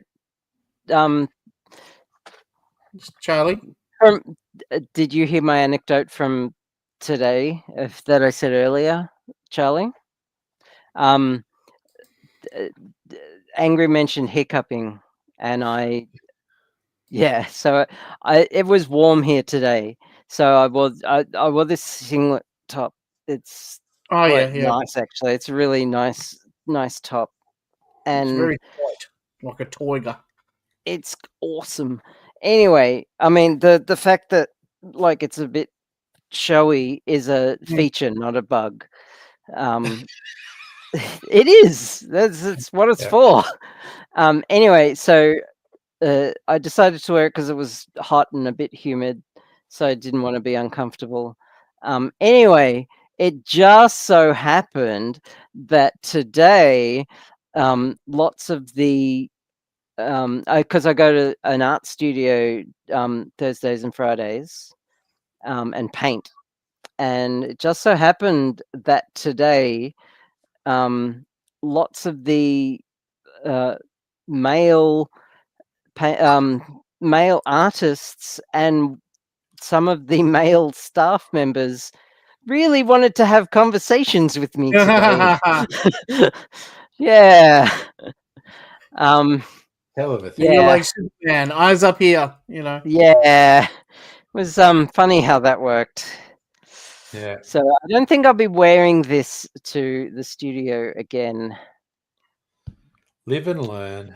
Yeah. Yeah, you need the ladies to come up to you and chat to you. I know, but yeah, I know, right? Men and boobs, you know, yeah. Yeah. So yeah, that happened.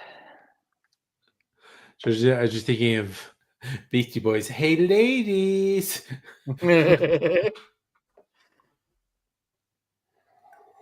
Yeah, phones have uptime as well, but I forgot about that. I don't do that uptime thing. I think that's a 20-year-old game, you know, when you're in your 20s and you want to be all, you know. And not just that, technology was new, and to have it last, you know, more than a couple of hours was sort of a thing, you know, like when I was a kid, you know, I turned on my 286, I played my game, and then I turned off the 286 straight away, you know. There wasn't just a thing where you leave it going. Yeah.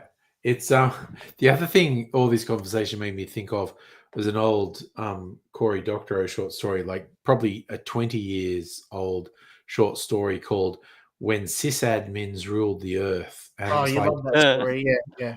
Some biological weapons being released, and it's like killed everyone. But these sysadmins in a data center, because the air's ultra filtered, they're inside the data center. They're all protected from this plague. And there's just a thing at one point where they're going like, because the internet's gradually going down because everyone's dead. And they're going, what systems have we still got running? And we're going, we've got this. Plus, I've got this Unix machine that hasn't been rebooted for 5 years, because once you got that going, you just keep it going. It's the whole thing of like, that hasn't been rebooted for 5 years just because it's you don't a Unix machine. Yeah. Once you reboot it, that's when things go wrong. Yeah. But leave it, don't touch it, you know. Yeah. Same with the network router. If you don't touch that, it works fine. Just don't touch it. Yeah. And that's also making me think of the IT crowd jokes about the guy who looks like a vampire, who's the yes, he's the mainframe administrator who's locked in the room. Whatever you do, don't open that door. And it's the guy from the Mighty Boosh who's and again, later in his career, he was a host on Great British Bake Off, which is so far removed from everything he'd done for a decade or two behind. But he was good on the Great English Bake Off. it could be deceptive, but he just seems like a nice person. Why is that so groundbreaking? Comedians often have personas that are not at all related to who they are as a person.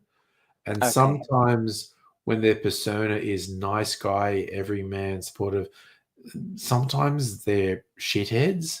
Fair enough. And it's people don't realize the majority of comedians are performing when they have a persona, and that's not necessarily who they are as a person. A notorious one was the American stand-up. What's his name? I'm going to look him up to get it right. But he had a bunch of stand-up specials, and he's John Mulaney. That's his name. Oh, yeah. His persona was nice guy, really supportive and whatnot. And he was married for a while, but he also, what he kept concealed for quite a few years was really quite extreme drug addiction. He was a mad cocaine freak, and he ended up cheating on his wife and getting another celebrity woman pregnant. And I think he dipped on her for a while, but then went back to her. But then No. They're married now. Yeah, he and Olivia Munn are married now. But there was a period. There was a period where he dipped out on her. Yeah, the Gimps really love the chick that he got pregnant. It's Olivia Nunn. Olivia Munn. She's hot. Munn. By the way. Yeah. Yeah. But he had this persona as a stand-up comedian of being a nice guy and being in love with his wife and whatnot.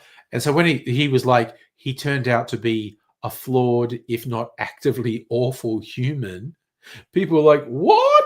But he was always on stage as being like nice. And it's like, but then he did a special where he was pretty open about how awful his behavior was because of drug addiction. And like he was serious, like all his comedian like he actually had an intervention from his comedian friends. Yeah. And his initial reaction was, fuck you, you drink all the time. Fuck you, you smoke 2 packs a day. Who the fuck are you to tell me that I... And they're like, yeah, but you are doing a metric ton of cocaine every week, and honestly, not good. And the thing I loved about it, because he told all these stories about how bad his behavior was, and he was basically copying to how bad all his behavior was, and it's quite funny, the special. And then right at the end, he just went, I did not tell you the actual bad things I did. This whole thing. Everything I told you was at the lighter end of how bad I was as a drug addict. Yikes. So I told you terrible things. So just imagine what the actual bad things I did were. And he's just very open. It's because I was an addict. I was doing a metric fuck ton of cocaine, and it's just very bad. And a lot of people have been sucked into his persona. Taking a pee break. Look, all the cool kids do that. I don't. I may touch my boobies. I know, and I'm just having flashbacks to COVID era fucking after parties. But anyway, it's a whole thing. What happened to COVID after parties? We just stopped doing it, but there was a period. I think we were all kind of needy during the first year or two of COVID, and honestly, some of the after parties got a little bit raunchy. Oh my! Yes, it was a hell of a thing. But again, we change, we develop Well, we're not so desperate for human outside, contact. human contact. That's the word. Thank you. Yeah, it's a lot easier now.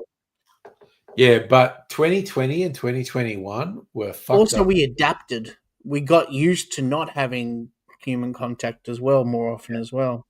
I still can't believe how different. Okay, because I'm an office worker, so I have massively benefited from flexible working and working from home and whatnot. Yeah. I can't believe how big the changes are. Just generally, like, someone on my team goes, "Oh, I've worked extra hours for the last week to finish this stuff, so I want to take a day off next week." And I'm just like, yeah, you and pre-COVID, it just wasn't a thing, and it's just like, what, working extra hours or having Yeah. that day off if you did? Yeah, but having the day off, but even being able to go, all the people who have kids just go, oh shit, one of my kids is sick, I have to go get him from daycare. I'm going to be gone for an hour or two, but I'll make it up later. And I'm just like, yep, do that. Yeah. But it is super I have weird. returned. You have returned. Ooh, It is lightning. super weird. The benefits we got from COVID. It's like, okay, so millions of people died globally, but I've got more flexible working arrangements. So Yeah. swings and roundabouts. Swings and roundabouts. And losses, Also, telehealth. Telehealth, yeah. And also, because I've had COVID 3 times, I don't like to think about it too much, but there is almost no question COVID has shortened my lifespan. It's just Wow. When you see all the studies, like there was one that came out this week that kids who had COVID, a disproportionate number of them have cardiovascular complications. And it's just like, yeah, this was not a cold. This was not the flu. This was a very serious, and it's still around. It's not like it is a very serious disease. And I've had it 3 times. There is almost 3 times. Damn. Yeah, there is almost no question. I've had mine 3 times. I think I've had it 3 Yeah. times too. As far as I'm aware, I had it once. Yeah, but you don't go around people, if you can avoid it, I mean, I guess, but See, the problem with me is that Sophie gets because she's Sophie works in health. Yeah. So you're lucky you've only had it 3 times. Yeah. But I was like, as soon as I could, I was going out to like the movies and like I was doing shit. Angry was way more cautious than I was. I used to go to movies at least once a month, and COVID, I'm just like, no, being in a closed space with recirculated air, fuck that. But your biggest problem now is through work, right? You get it from people that work. Yeah, but Angry was working from home like a shitload. Yeah, I have a son who was at high school at the time. Oh, yeah. My offspring, no, I didn't think about that. Were at uni when COVID happened, which is kind of bullshit. So they never got to have the fun stuff of uni, which is basically like partying and fucking and carrying on. And they were subject to isolation and remote learning when they were at uni, which is fucking bullshit. Because I swear to God, my uni years were like fuck yeah. And I wasn't drinking or doing drugs. Literally everyone else on my campus was drinking and doing drugs. My fucking campus in Bathurst, the place where me and AT went, I reckon it was the most alcohol and drug fueled campus in New South Wales, honestly. Nice. The place where AZ and I went. Me and AZ. He's got that dubbo in him still. It is. But yeah, it is. I always explain to people with grammar, when you say me and I with another person, it's kind of like, take the other person out of the sentence and does it still make sense? So if I say when me was at uni, that's clearly wrong. So it's not me and That's AG. why I had to think first. Yeah, it is AZ and I. So that's how you tell if you're using me or I correctly. If you're with another person, you take the other person out and say the sentence. So Dr. Abigail was spot on. It's when I was at uni, when AZ and I were at uni. But I swear to fuck, the Bathurst campus it was Mitchell when I was there and ended up being part of Charles Sturt University. I think it was one of the most alcohol and drug fueled campuses in New South Wales. And you weren't into alcohol back then, were you? I did not drink alcohol at all. I did not do drugs at all when I was, and I swear to fuck, at a certain point, I thought I was literally the only person on the campus who was not doing either drugs or alcohol. Like even the Christians were doing one of them. Wow.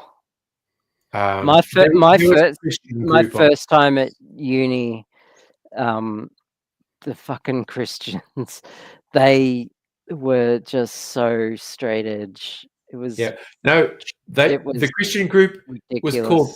Oh God, I literally remember the Christian group was called Ichthus, which is Latin for fish, which was the Christian symbol. They were fucking wild. I did not get in. The weirdest thing is I got into drugs before I got into alcohol when I was in a shared house in Sydney. I'm in the shared house and everyone else was doing recreational shit and I wasn't. And it's fine. But at one point, 2 different friend groups came together, my housemates and an outside friend group. There was a house party in this terrace, which was a squat, which was on Sydney Uniland. It was a big party, and everyone else was doing the droogs. And I was just going, I don't know, this is a kind of safe environment. Everyone's doing hallucinogens. I might just do hallucinogens because this is a safe environment. And goddamn, that was a good night. That was so fucking cool. Because there was a bonfire and kids in Minecraft, hallucinogens, and I just threw something up here. Don't break something on the stream. That would be really embarrassing. Embarrassing. Yeah. I was not. It was actually my cheese slicer that I used. As long as it's not your glasses, that's all I care about. No, there's no glasses. Literally, the last embarrassing on-stream glass destruction wasn't me. I'm just going to say it. No, it wasn't. It was the dude who was standing behind you who you filled up his glass and he just dropped it. No.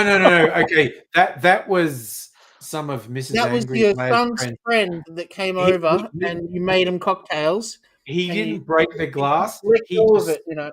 He just spilled literally 50% of it. Oh, was it? Okay, I thought he broke the glass too. No.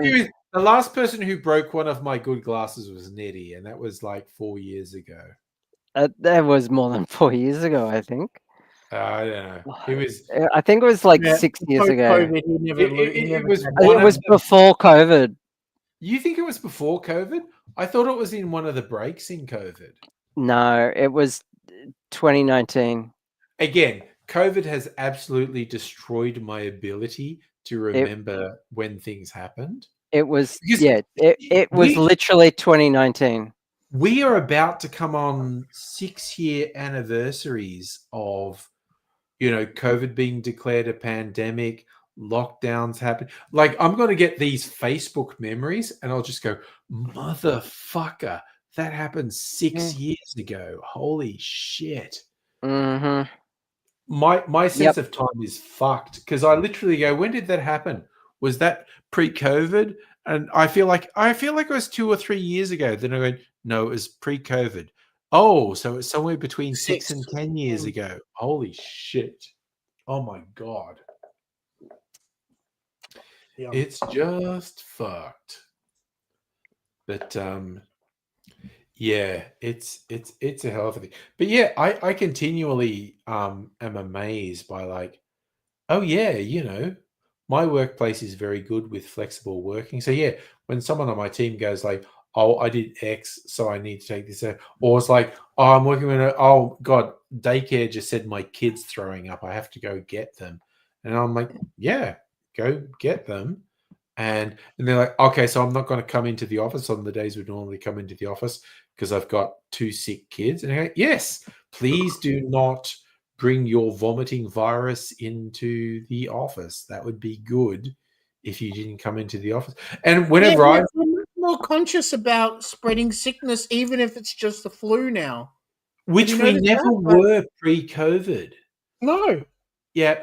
So I volunteer, Madam Butterfly. I volunteer as tribute.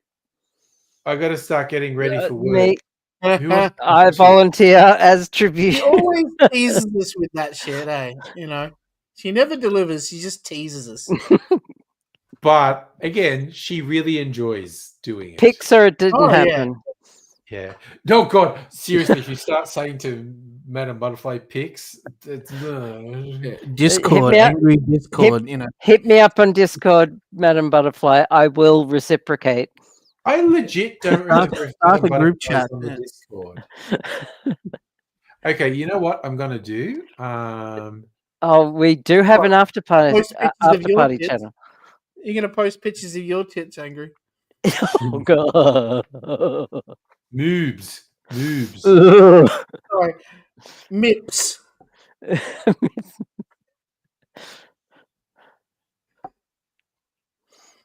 Oh no, that's not right. What the? Oh no. Okay, the link. Okay, so your call, Madam Butterfly. I don't know if you're on the Discord or not, but that's the invite link for the Discord. I just put into. We're waiting.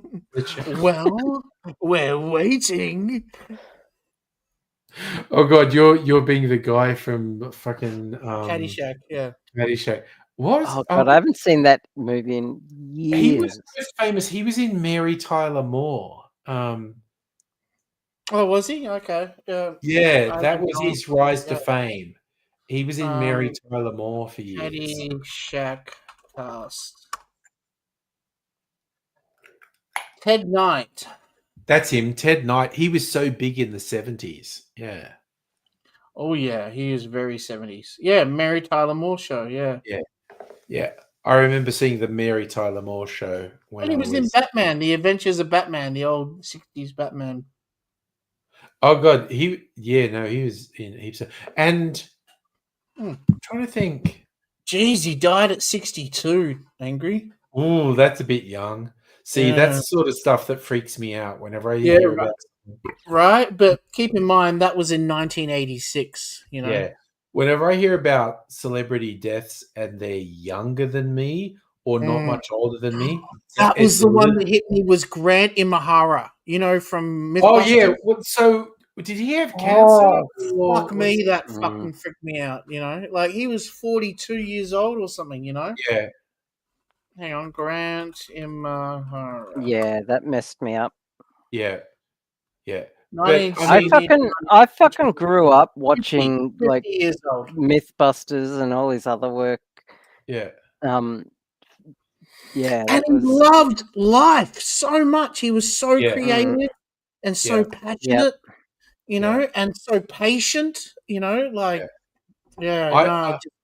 a better man than me, and yet died at fucking 49. Yeah.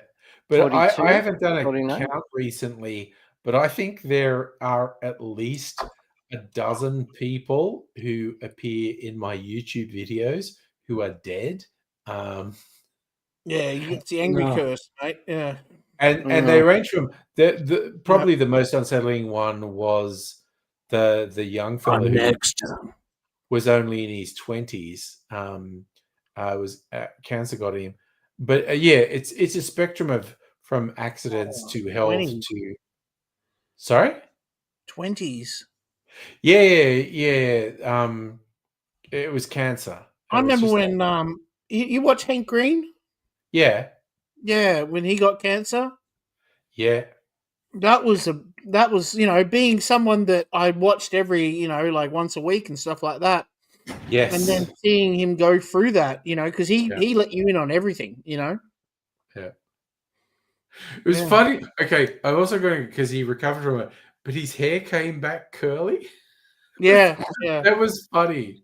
And there He was used to have the most beautiful mane, and now he's Yeah. like, It's actually gone straighter now. It's a bit more straighter now. Yeah, it has settled down. I think he But probably has initially it the was head quite with curly. There was a Yeah. SciShow video, and the thumbnail had text on it go, "We know you see it." It was about the fact his hair had grown back curly. It's just, but yeah. What movie were you talking about when I joined, Dr. Abigail? Something about you suggested a sound machine that police use to defeat the enemy of the. Oh, A Quiet Place. Oh, okay. Yeah. But also, because again, one I watched recently was World War Z. And in the end credits bit, it's like, because again, the aliens, the zombies in that were attracted to noise. And they actually did a thing where it's like a sports stadium where they played really loud music in the speakers and the stadium filled with the zombies. And then they hit it with some fucking missiles. And it's going, that's exactly what you would have done in A Quiet Place. It's like, oh, they're attracted to sound. So you just do a sound thing to attract them and then hit them with a couple of fucking Hellfire missiles. And I was saying before, a Grateful Dead concert. Yeah. And that way you... Or just like, you set up booby traps, like just ticking clocks with grenades or C4 explosives with like just a boombox. Plus, you do it to a Grateful Dead concert, and then you actually take out a bunch of crusties when you hit them with missiles as well. Have you been having any problems with Plex watching Slow Horses? Not Slow Horses, but twice at least I tried to watch fucking Twisted Metal and it wouldn't play. I don't know. I've been having the same problem. What happens is, like, it will take ages to load, and then a box will come up and say cannot play, right?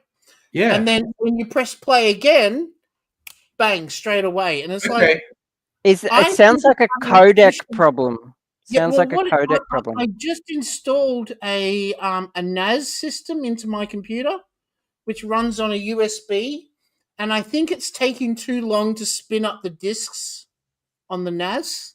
The NAS should be spinning all the time.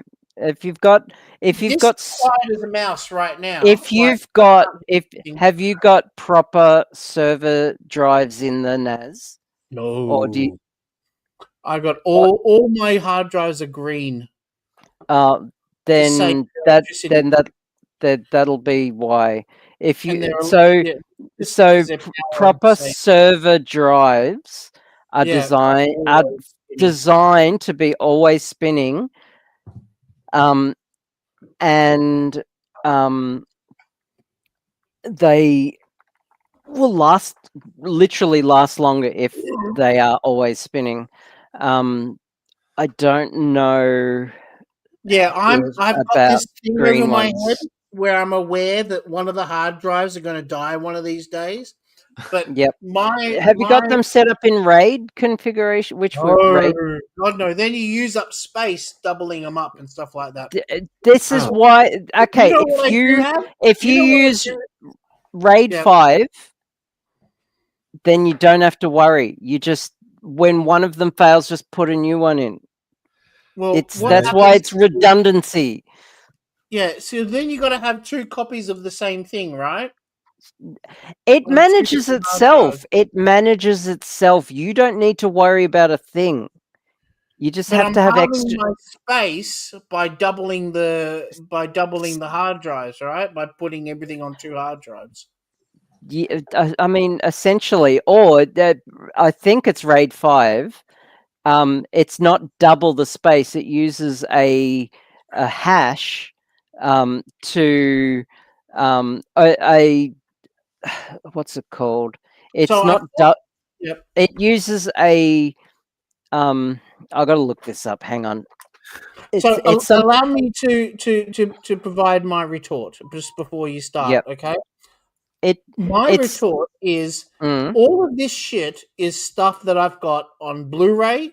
That's my backup, and I've also got it on Laserdisc, and I've got it on YTS, and and it's replaceable. It's not like it's stuff that I made, like YouTube videos or photos or me singing a song at the age of 6. Or kids' photos.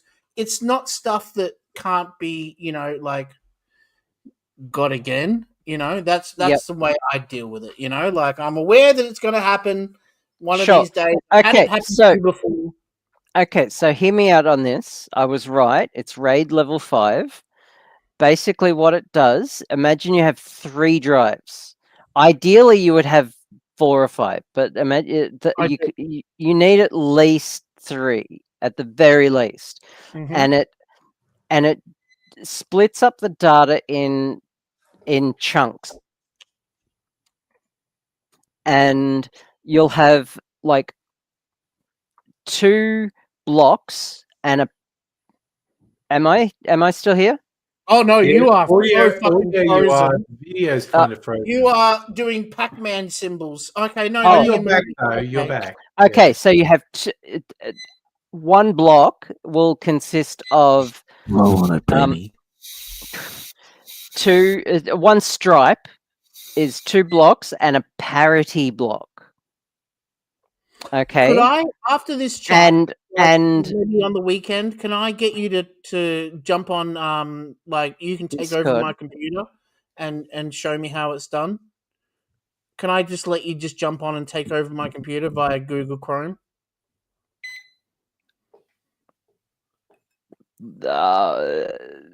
Google has Google Chrome has Chrome Remote Play. You know that, right? I don't use Google Chrome. You can download it for one time, can't you? Also, you need to format all the hard drives to utilize RAID.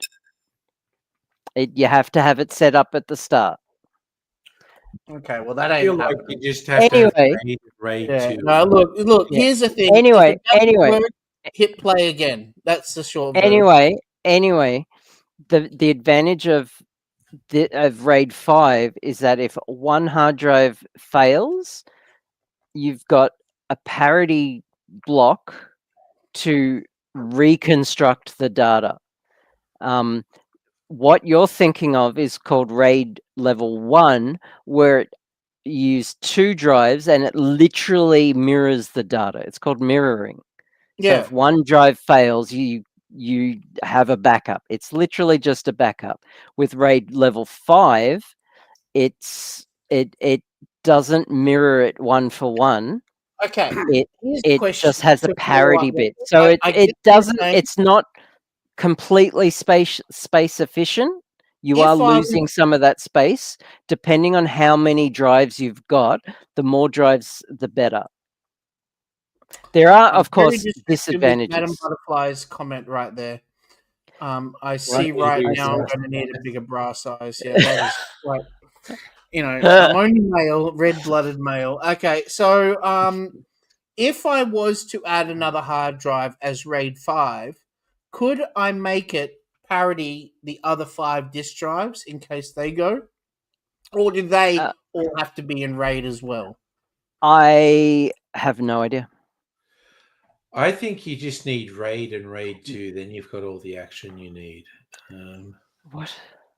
That's a movie. Formatting, though, that's just. I honestly don't know the answer to that question. And ripping them all is fun. I like ripping. That's my favorite part. I can't stand it. Running Reflex, was building the collection up. I'm full. Now the collection's kind of done. I feel like I don't have anything to do in the morning anymore. It used to be a daily thing. I'd get up in the morning and be like, "Oh, what am I going to rip today?" Okay, but again, the thing I've experienced this week was super weird. Twisted Metal wouldn't play, And then because I'm wanting to watch something else, I went, oh, I haven't got through Venture Brothers yet. Well, Venture Brothers would just play. And then I was with Mrs. Angry in the evening. Slow Horses would just play. So it was super weird. But So if somebody else is on the server and they're already using the same hard drive that you're watching, like Yeah. you know how we got the newer and millennial, older drives, right? yeah, So if someone's already watching something on the newer drive and you put something else on, then it will just go, straight away. Because it's already spinning because the disk drive's already spinning. But if it doesn't, hit play it after. Like stop, go fuck shit, go back to the screen, and then hit it again, and it will work. Because I've been finding the same problem on this end too. Yeah, but it was even the weirdest on the computer that has the hard drives on them. Yeah. So I'm sorry, I'm getting quite tipsy. If you're super worried about something failing, you're not. No. Okay. Because I look forward to the experience of. So the only I've just got some phone calls to make because they gave away a lot of the discs. The only defense against a NAS drive failing is Raze has some backing up.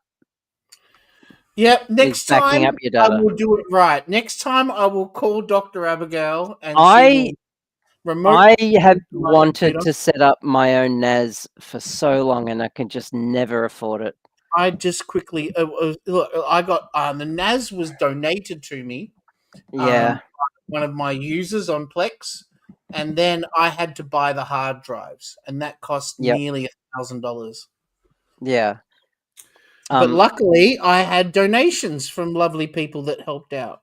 I wish I could set up a NAS. It's just so prohibitively expensive. You don't even need a dedicated NAS box. You can use a Raspberry Pi. You can use an old PC. Yeah. It's the hard drives. The hard drives are the expensive part. Yes, especially the server hard drive. Oh my god. Well, yeah. I bought green hard drives, and that was $780 all up. Yeah, it's ridiculous. And that was just for two 16 terabytes green hard drives. From Hong Kong. Yeah. Even secondhand, it's just. Oh no, I would never buy secondhand hard drives. That's just how. Well, if they're from someone you trust, or you do a complete scan of them, check for bad sectors, you could get away with a secondhand. Yeah, and then you use proper RAID setup. In fact, RAID level 6 is very similar to RAID level 5, but it uses 2 parity blocks. So it can actually, the data can be reconstructed after 2 drive failures simultaneously. So it's actually even more secure. But it requires at least 4 drives. I have my photos backed up 3 times.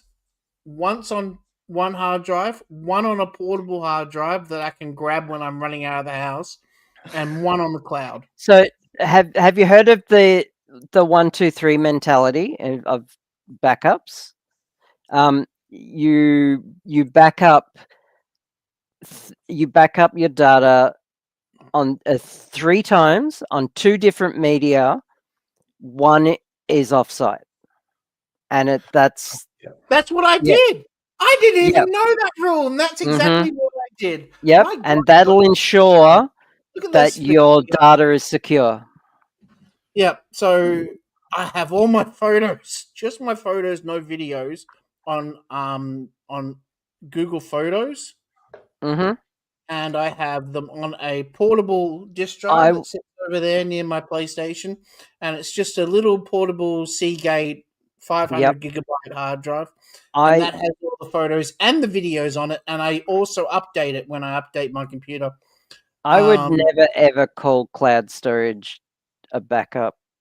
It's a cloud. The cloud is just someone else's computer, and you are at the mercy of Google's computer. Yeah, but I don't trust Google as far as I could spit them. At any time, they could just change their terms of service, They could delete their Sure could. data. Yeah, they could just pull the plug. And I Well, I I'm not wouldn't trust using them. Microsoft OneDrive, so give me. Oh, so I wouldn't trust. I trust them less. Yes, Yeah. I definitely. don't trust. I just do not trust cloud storage. Yeah. Oh shit. Mm. Do you know what? The thing Okay. is, it took me so long to set up the Google. Sorry, we'll talk about something else. Sorry. Yeah, I don't No, trust. no. I don't even trust. Henry's going to get tired and I'm literally going to bed because, like I said, I got to help young Mister Henry move. Yeah. Hit me up if you want to catch up tomorrow.